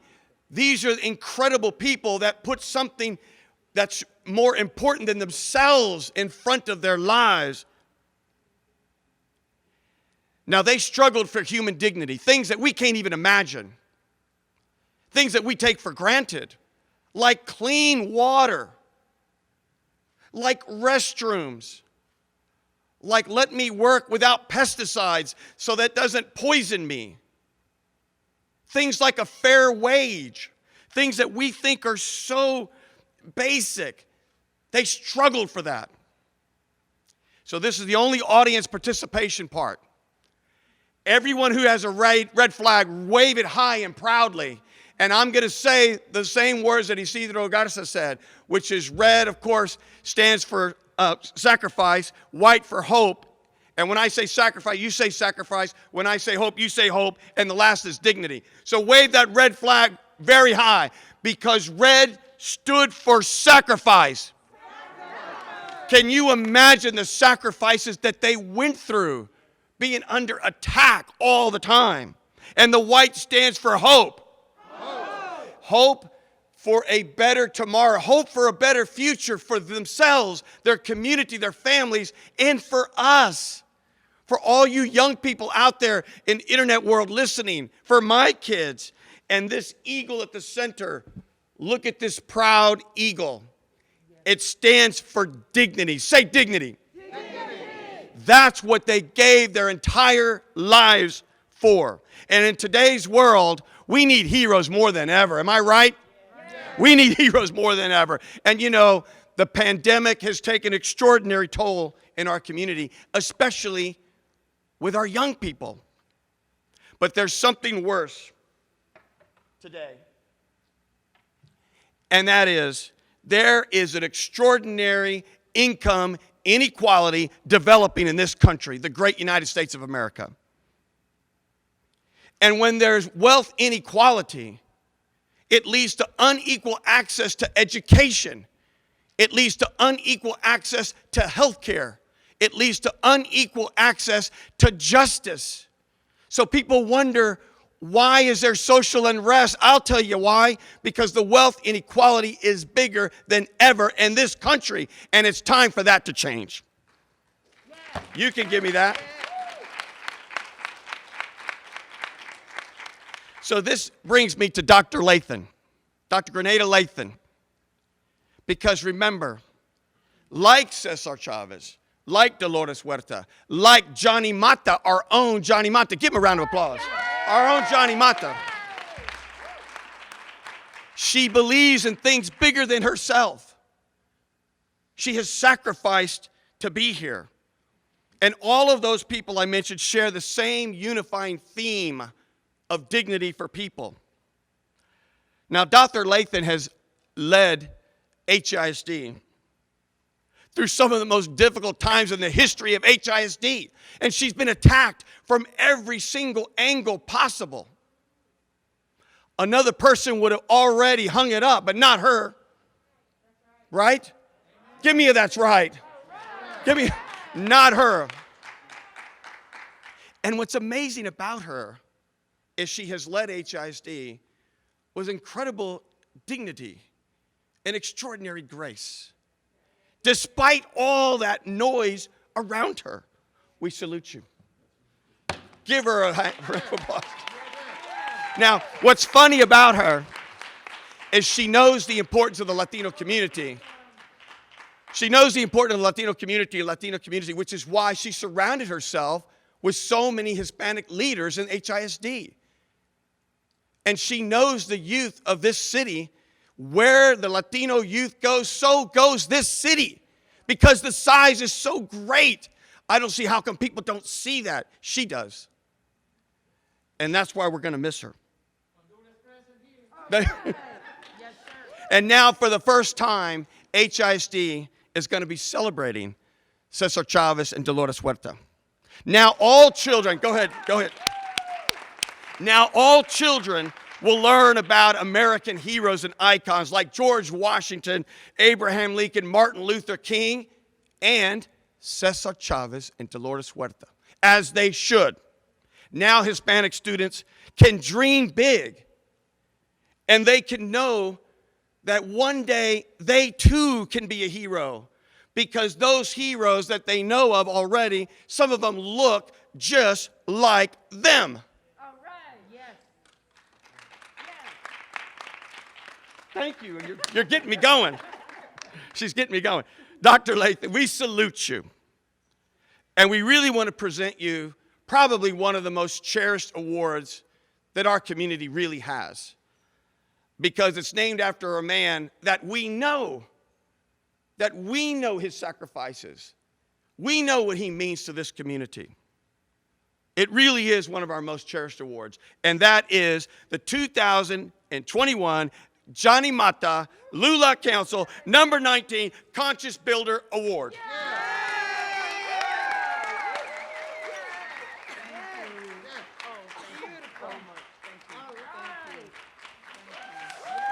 The floor is yours, madam.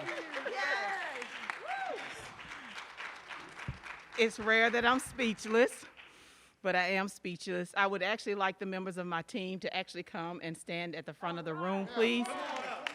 So members of cabinet and senior leaders, please come up front.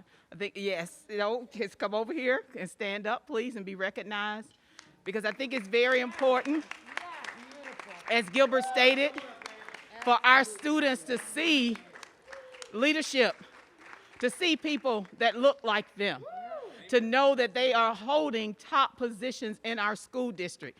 And it's very important. And I always share to people, we believe in building capacity. And actually, everyone on this team, if I'm not mistaken, actually they were in HISD except for Chief Suarez before I arrived. And they've actually been in the district over 15 plus years. And so I think that's very important for you to recognize these leaders and know that they were appointed from within. Former principals, former central office administrators, and now they are chiefs, the highest positions that you can hold in the school district, and area superintendents. So I salute you today and say thank you so much for your leadership. Thank you. Who would have thought? And one of our area superintendents, like I said, living in another country, a country that is so impoverished and so tough to live in, that he would one day be in our district serving as an area superintendent from Honduras. That's what America is about. That is what Houston is about and what HISD is about. I'm so honored to be here and so thankful, Mr. Mata, for being able to receive this award. I'd like to recognize our board president, Dr. Patricia Allen. She's here with us this morning. Also, Trustee Holly Flynn Villaseca. I want her to stand and be recognized also. What you all probably don't know, and though everyone knows about my memory, is Trustee Flynn Villaseca was actually the trustee that made the nomination 3 years ago for Chavez Huerta Day to be recognized as a district-wide holiday.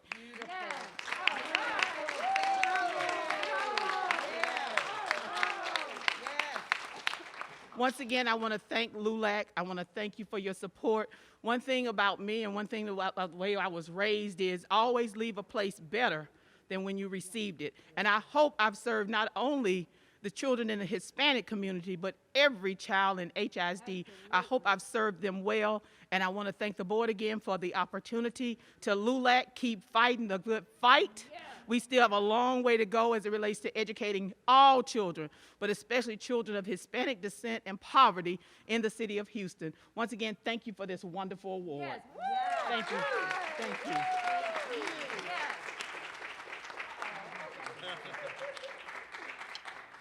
So on behalf of the Cesar Chavez community, we wanted to present Dr. Lathan a small token of our appreciation.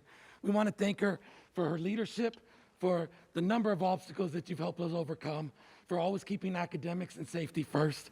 We will sincerely miss you, but we do not say goodbye. We say hasta pronto until we see each other again. So can we please salute Dr. Lathan? Thank you very much. Thank you. Thank you, Ma'am.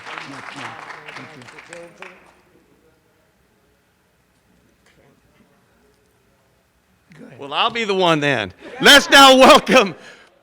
Listen, what can I tell you? He's going to one day be one of those names in the pantheon of greatness. People who sacrificed their whole lives for a better tomorrow, a better future for his community. And come on, that means Mr. Johnny Mata, the one and only.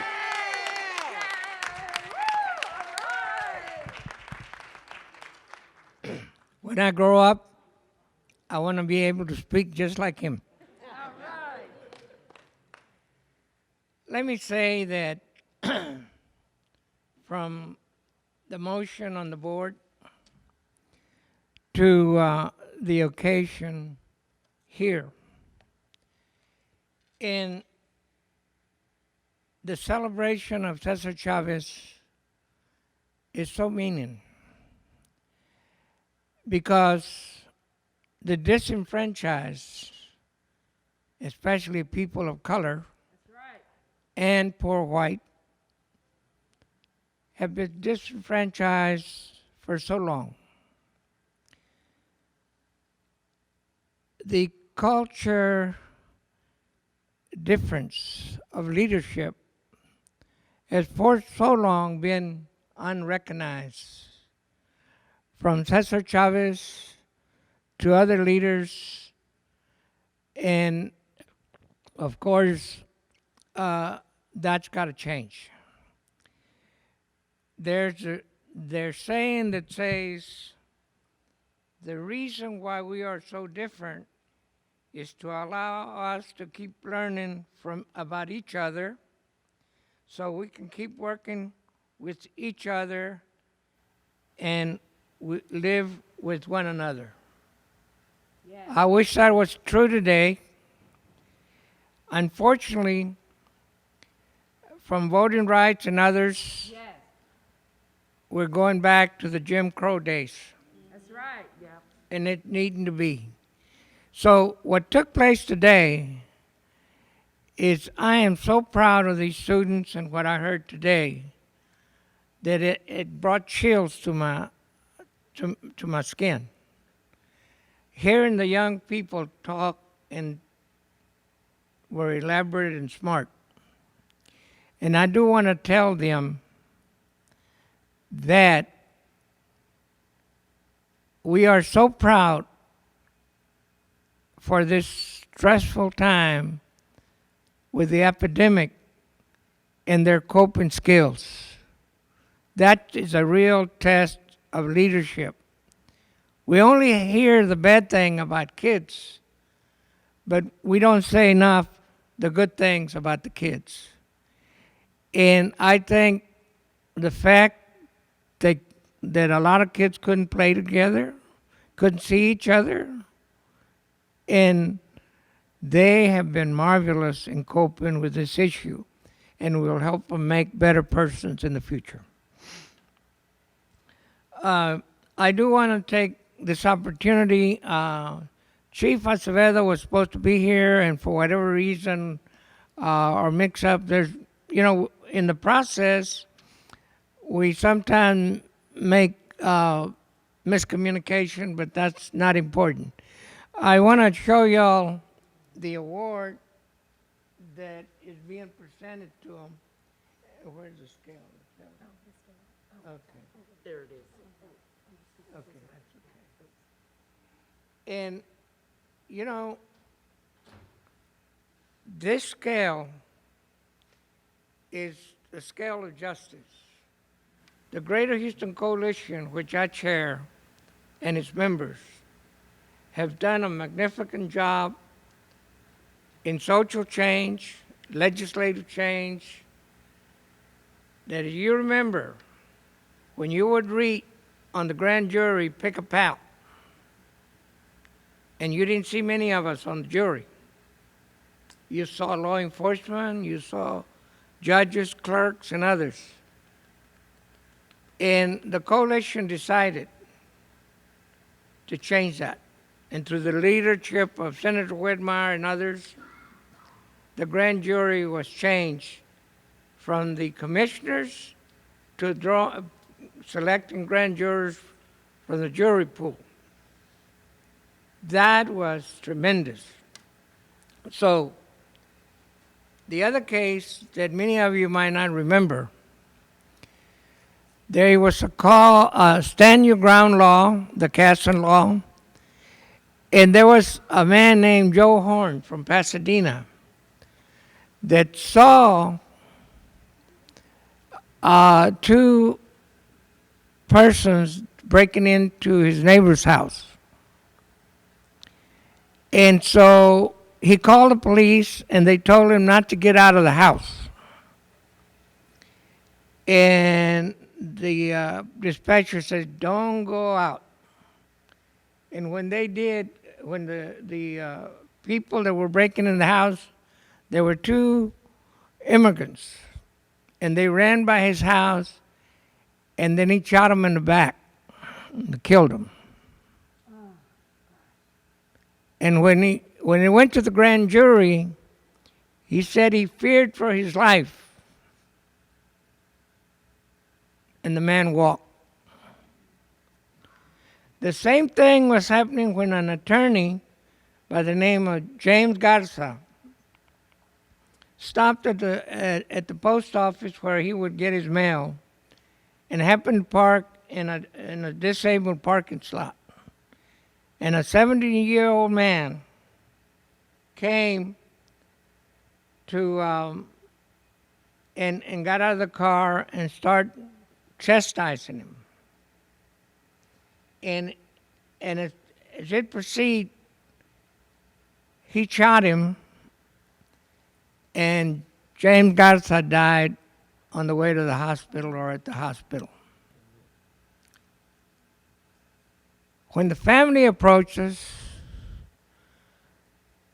I called the chief, and he talked to the lieutenant, and the wheels started moving within the police department. All right. It got out of the police department, went to the DA's office, talked to the DA. which has been a very progressive, that's District Attorney Kemog. And then my friend, Reuben Perez, who spent many years in the Justice Department, prosecuted, and he'll tell you on his own in his brief presentation, the trafficking of women, and got several years to the people that were responsible for human trafficking. It got out of the grand jury, and the man was convicted and served 20 years.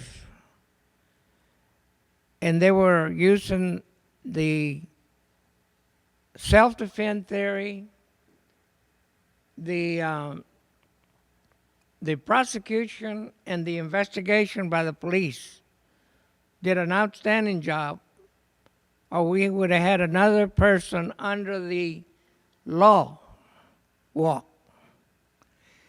The author of the legislation spoke up afterwards, after all the criticism and the outrage about it, and said that the stand your ground law did not apply to this case.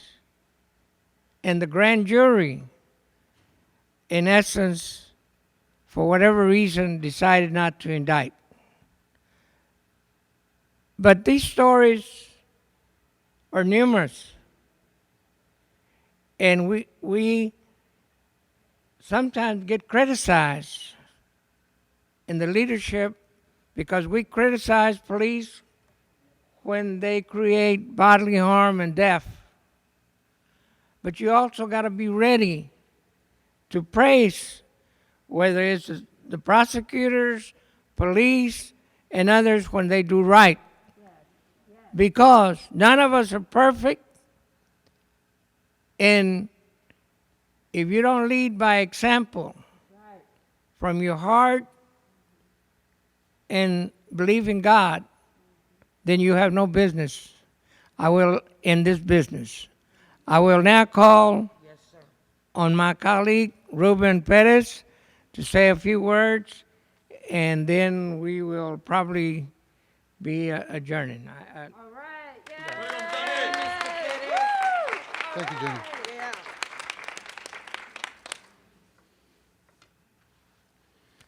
Good morning. When Mr. Mata said he's going to call on me to say a few words, he forgot that I'm an attorney.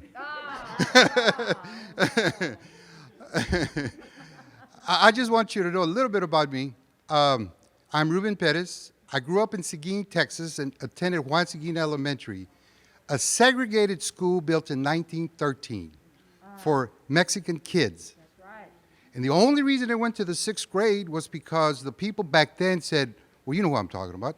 They said, well, they're not smart enough to go beyond the 6th grade, and those few who are smart enough don't need the education because they're going to work the fields anyway. So why would they need an education higher than the 6th grade? I grew up in the segregated school where the population was 100% Hispanic, then you had another school was 100% black, the other school 100% white. And I'm 69 years old, and can you imagine I went to a segregated school, okay? So that's when I see people like Mr. Mata, Dr. Latham, my boss, Kim Ogg, people like that. I'm just elated. I'm just privileged and honored to be here. Thank you all so much for even allowing me a few minutes to speak here, okay? Johnny, I want to talk about that James Garza case. What happened in that case is that case came before the Kim Ogg administration. It had been lingering in grand jury. The people prior to the Kim Ogg administration were saying, well, you know, it's self-defense. The case was there. The old man felt threatened. They said that James Garza was much younger, which wasn't true. They said, well, James Garza was much bigger, which wasn't true. James Garza was the aggressor. Well, the only person we knew had said something, or we knew had said something, was the shooter, because he's the only one that was alive. He said, well, I felt threatened. Well, he felt threatened, so how can you go forward? I went to a meeting. I was a Harris County DA for 11 years. Then I went to the feds for 25 years. Then I came back 4 years ago as Chief of Special Crimes of the Harris County Special Crimes Bureau under Kim Ogg. And let me tell you how far we've come, even though we have a long way to go. When I was a DA in the 80s, I got promoted under Johnny Holmes to Special Crimes. Well, the man up there did not want me there because there had never been a minority in that elite prosecution unit. That's right. So I got put in a closet. I went to the kitchen and got myself a table. That was my desk. So when Kim Ogg got elected and she recruited me, she said, Reuben, can you come back? And I said, well, I'm not sure. She said, I'll make you Chief of Special Crimes. I went, well, I think I owed it a duty to the community to come back and be Chief of Special Crimes because I'm going from the closet to the big boss, okay? So I just had to come back. So I did. And that's what happened, Johnny. I went to a meeting where you were there and y'all were talking about this James Garza case that the DAs hadn't done anything about it. And I went, So I went and checked around, and then I checked around in grand jury. It had been lingering there. I said, well, I said, that's BS. Let me have that doggone case. Well, if you get it, you're going to have to handle it. I said, I'll do it. You know, it's not, I'll do the case, you know. So we got it indicted, and then we went to trial, and the defendant got convicted, and he went to prison for 20 years. And it only happened because of people like Johnny who kept bringing it up to our, I didn't know about it because I had just gotten there. But that's what happens when the community gets involved and brings it to our attention. Let me say another thing. As a result of being a federal prosecutor, I was able to travel all over the world, to Mexico, Central America, South America, across the ocean. And let me say this. I am running for U.S. Attorney for the Southern District of Texas under the Biden administration. And I just want your support because there has not been... There hasn't been a U.S. attorney since 1975, I think, under Tony Canales. And the Southern District starts at Houston, goes to Corpus, McAllen, Brownsville, Laredo, and back to Houston. That's a Southern District of Texas. The Hispanic population is predominant, and yet we haven't had anybody in a position of power since 1975. All right. And so long as you're in our country, and I've said this, she's heard me say this 1,000 times. I go on Spanish-speaking stations all the time. If you're in our country, whether you got here legally or illegally, or whether you're here legally or illegally, you're gonna be protected by the Constitution of the United States of America. You are.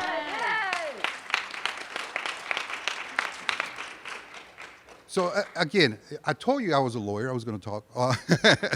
But let me say this. Let me end it with this. Johnny, thank you so much for all your years of leadership and activism. You know, you're the kind of people that young people, old people like me look up to, okay? You're our hero, okay? And Dr. Latham, my wife is a school nurse. She's been with HID for 30 years. She always says nice things about, I'm not sucking up, I'm telling you, okay? She always says nice things about you. Her friends say nice things about you, and she says one thing, that you treat everybody the same. And that's all we ask. We don't ask for anybody to treat everybody, you know, we just want to be treated this.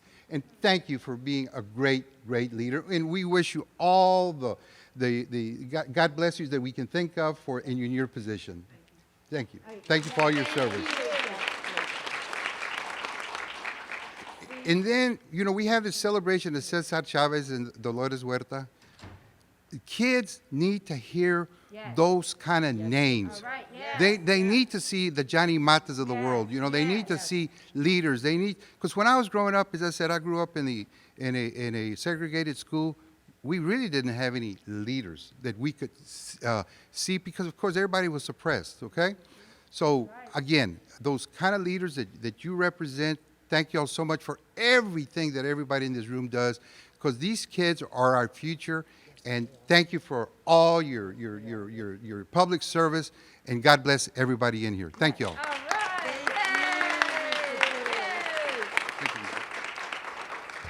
all. He said, "Sí se puede," when he went to the grand jury to present his case, and the prosecution of the person that killed James Garza. I want to just end with this, that we're going through some tough times, but we've been there before. And we're going to survive. But let's not forget tomorrow's leaders, which are the kids. And this occasion will provide that incentive that make them proud and that will make them succeed. So let's not forget the kids. Thank you very much.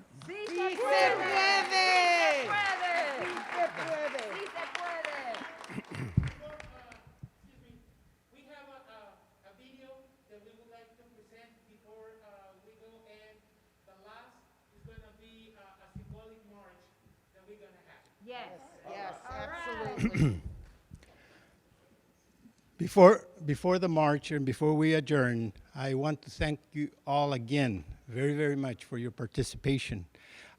We are facing new challenges with voter suppression laws that right now they're trying to push to the state legislature, specifically HB 7 or HB 6 and SB 7, the onerous laws that would prohibit people from even giving you water if you're standing in line to vote, prohibit you from giving them water or food.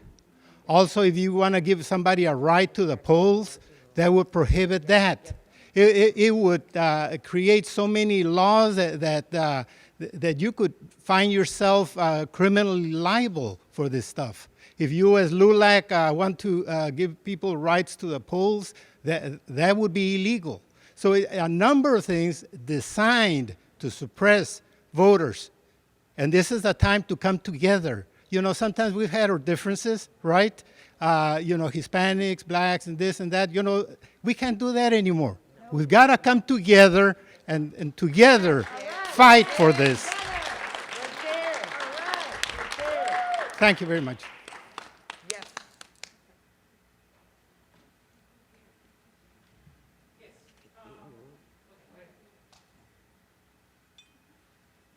Thank you again. Thank you. And now we're going to have a video. It's a production from Chavez High School, Fur High School, and Whitley High School.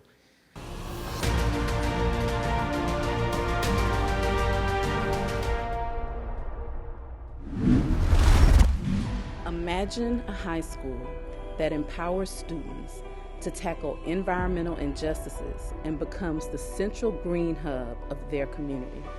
When you talk about someone like Cesar Chavez and Dolores Huerta, they were the perfect example of that. Dolores Huerta was a woman. She was a woman activist, right? So that's representation. That's something for the students to look back on and say, you know, they used their voice at a time where it was challenging to do that, and they actually made a difference. Remember the phrase and remember the chant of our elders and our ancestors. Remember to chant and invoke the energy, Si se puede.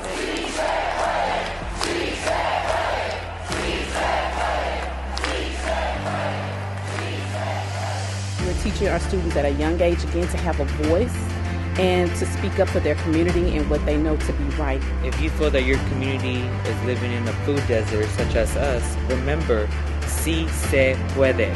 If you feel that your community needs to be uplifted, you see your surrounding environment with trash and debris, remember, Si se puede. When you see injustices happening in your community, remember to rise. Remember, Si se puede. Si se puede. Si se puede. Si se puede. Si se puede.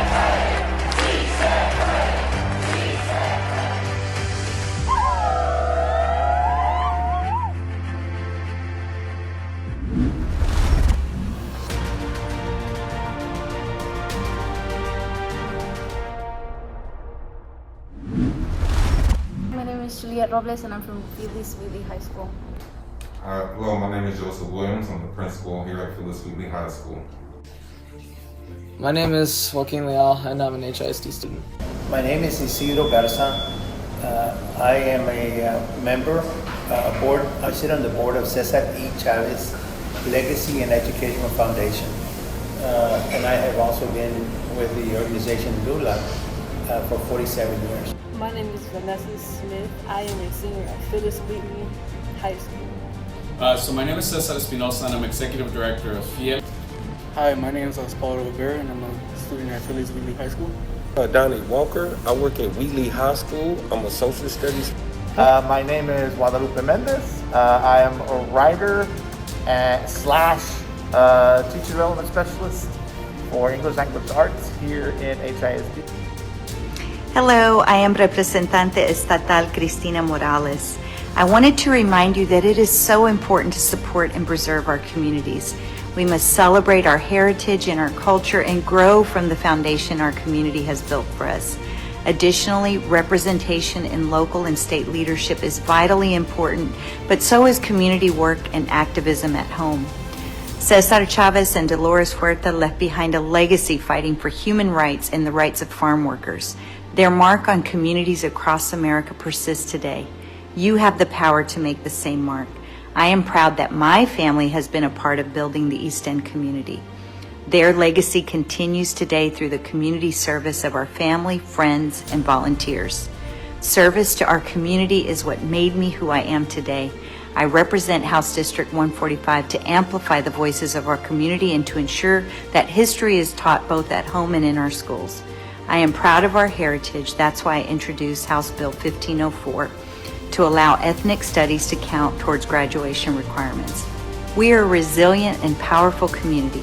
We must constantly work to preserve our culture and history because our community is our story. Their message was always, and their plight was and continues to be unity. The big word, unity. Unidos. I'll say a little chant. It's in Spanish, but it's la gente unida jamás será vencida. La gente unida jamás será vencida. Unity is what it's all about. We need to work together amongst all races and make sure that everyone, whenever we're saying things, that we're taking in consideration how our words are being received by other people, and always build and edify. That's the message. Instead of divide and destroy, build and edify. We have moments of silence within ourselves. We know that we stand on the shoulders of giants. So folks like Cesar Chavez, Dolores Huerta have really influenced us to learn from the way they organize, to learn from the way they talk to people, so that we can imitate that and talk to our community in the present times. But we also learn from great folks like Malcolm X and Martin Luther King and Gandhi and all those folks who have used nonviolence organizing in order to create effective change. Sometimes people just deserve their rights, and that life should be a bit more fair, not as rough as we usually get it. Cesar Chavez and her inspired me to be a hero and an inspirational to younger children. I feel like he played a major role by standing up, by giving us more rights to the community. Their message is relevant today because you can see everyone trying to help each other out, and they were not afraid to help the people. I want them to know that they were just courageous and brave beings. They weren't afraid to get told no. They weren't afraid to get told no for what they were advocating for or what they were fighting for. When I hear the word "si se puede," which I'm learning my Spanish here, yes you can, it's just a reminder to myself that you can make it. Despite whatever the adversity that you may be facing, any obstacles that are in the way, any challenges, you can make it. I'm a prime example of that, growing up in humble beginnings. And so I just want to relay that message that Mr. Chavez and Ms. Huerta shared to my scholars as well, to let them know that it doesn't matter, despite, whatever circumstance they're going, the language barriers that they may have, coming from across the world, that regardless of whatever obstacle they may have, they can make it, and yes, you can.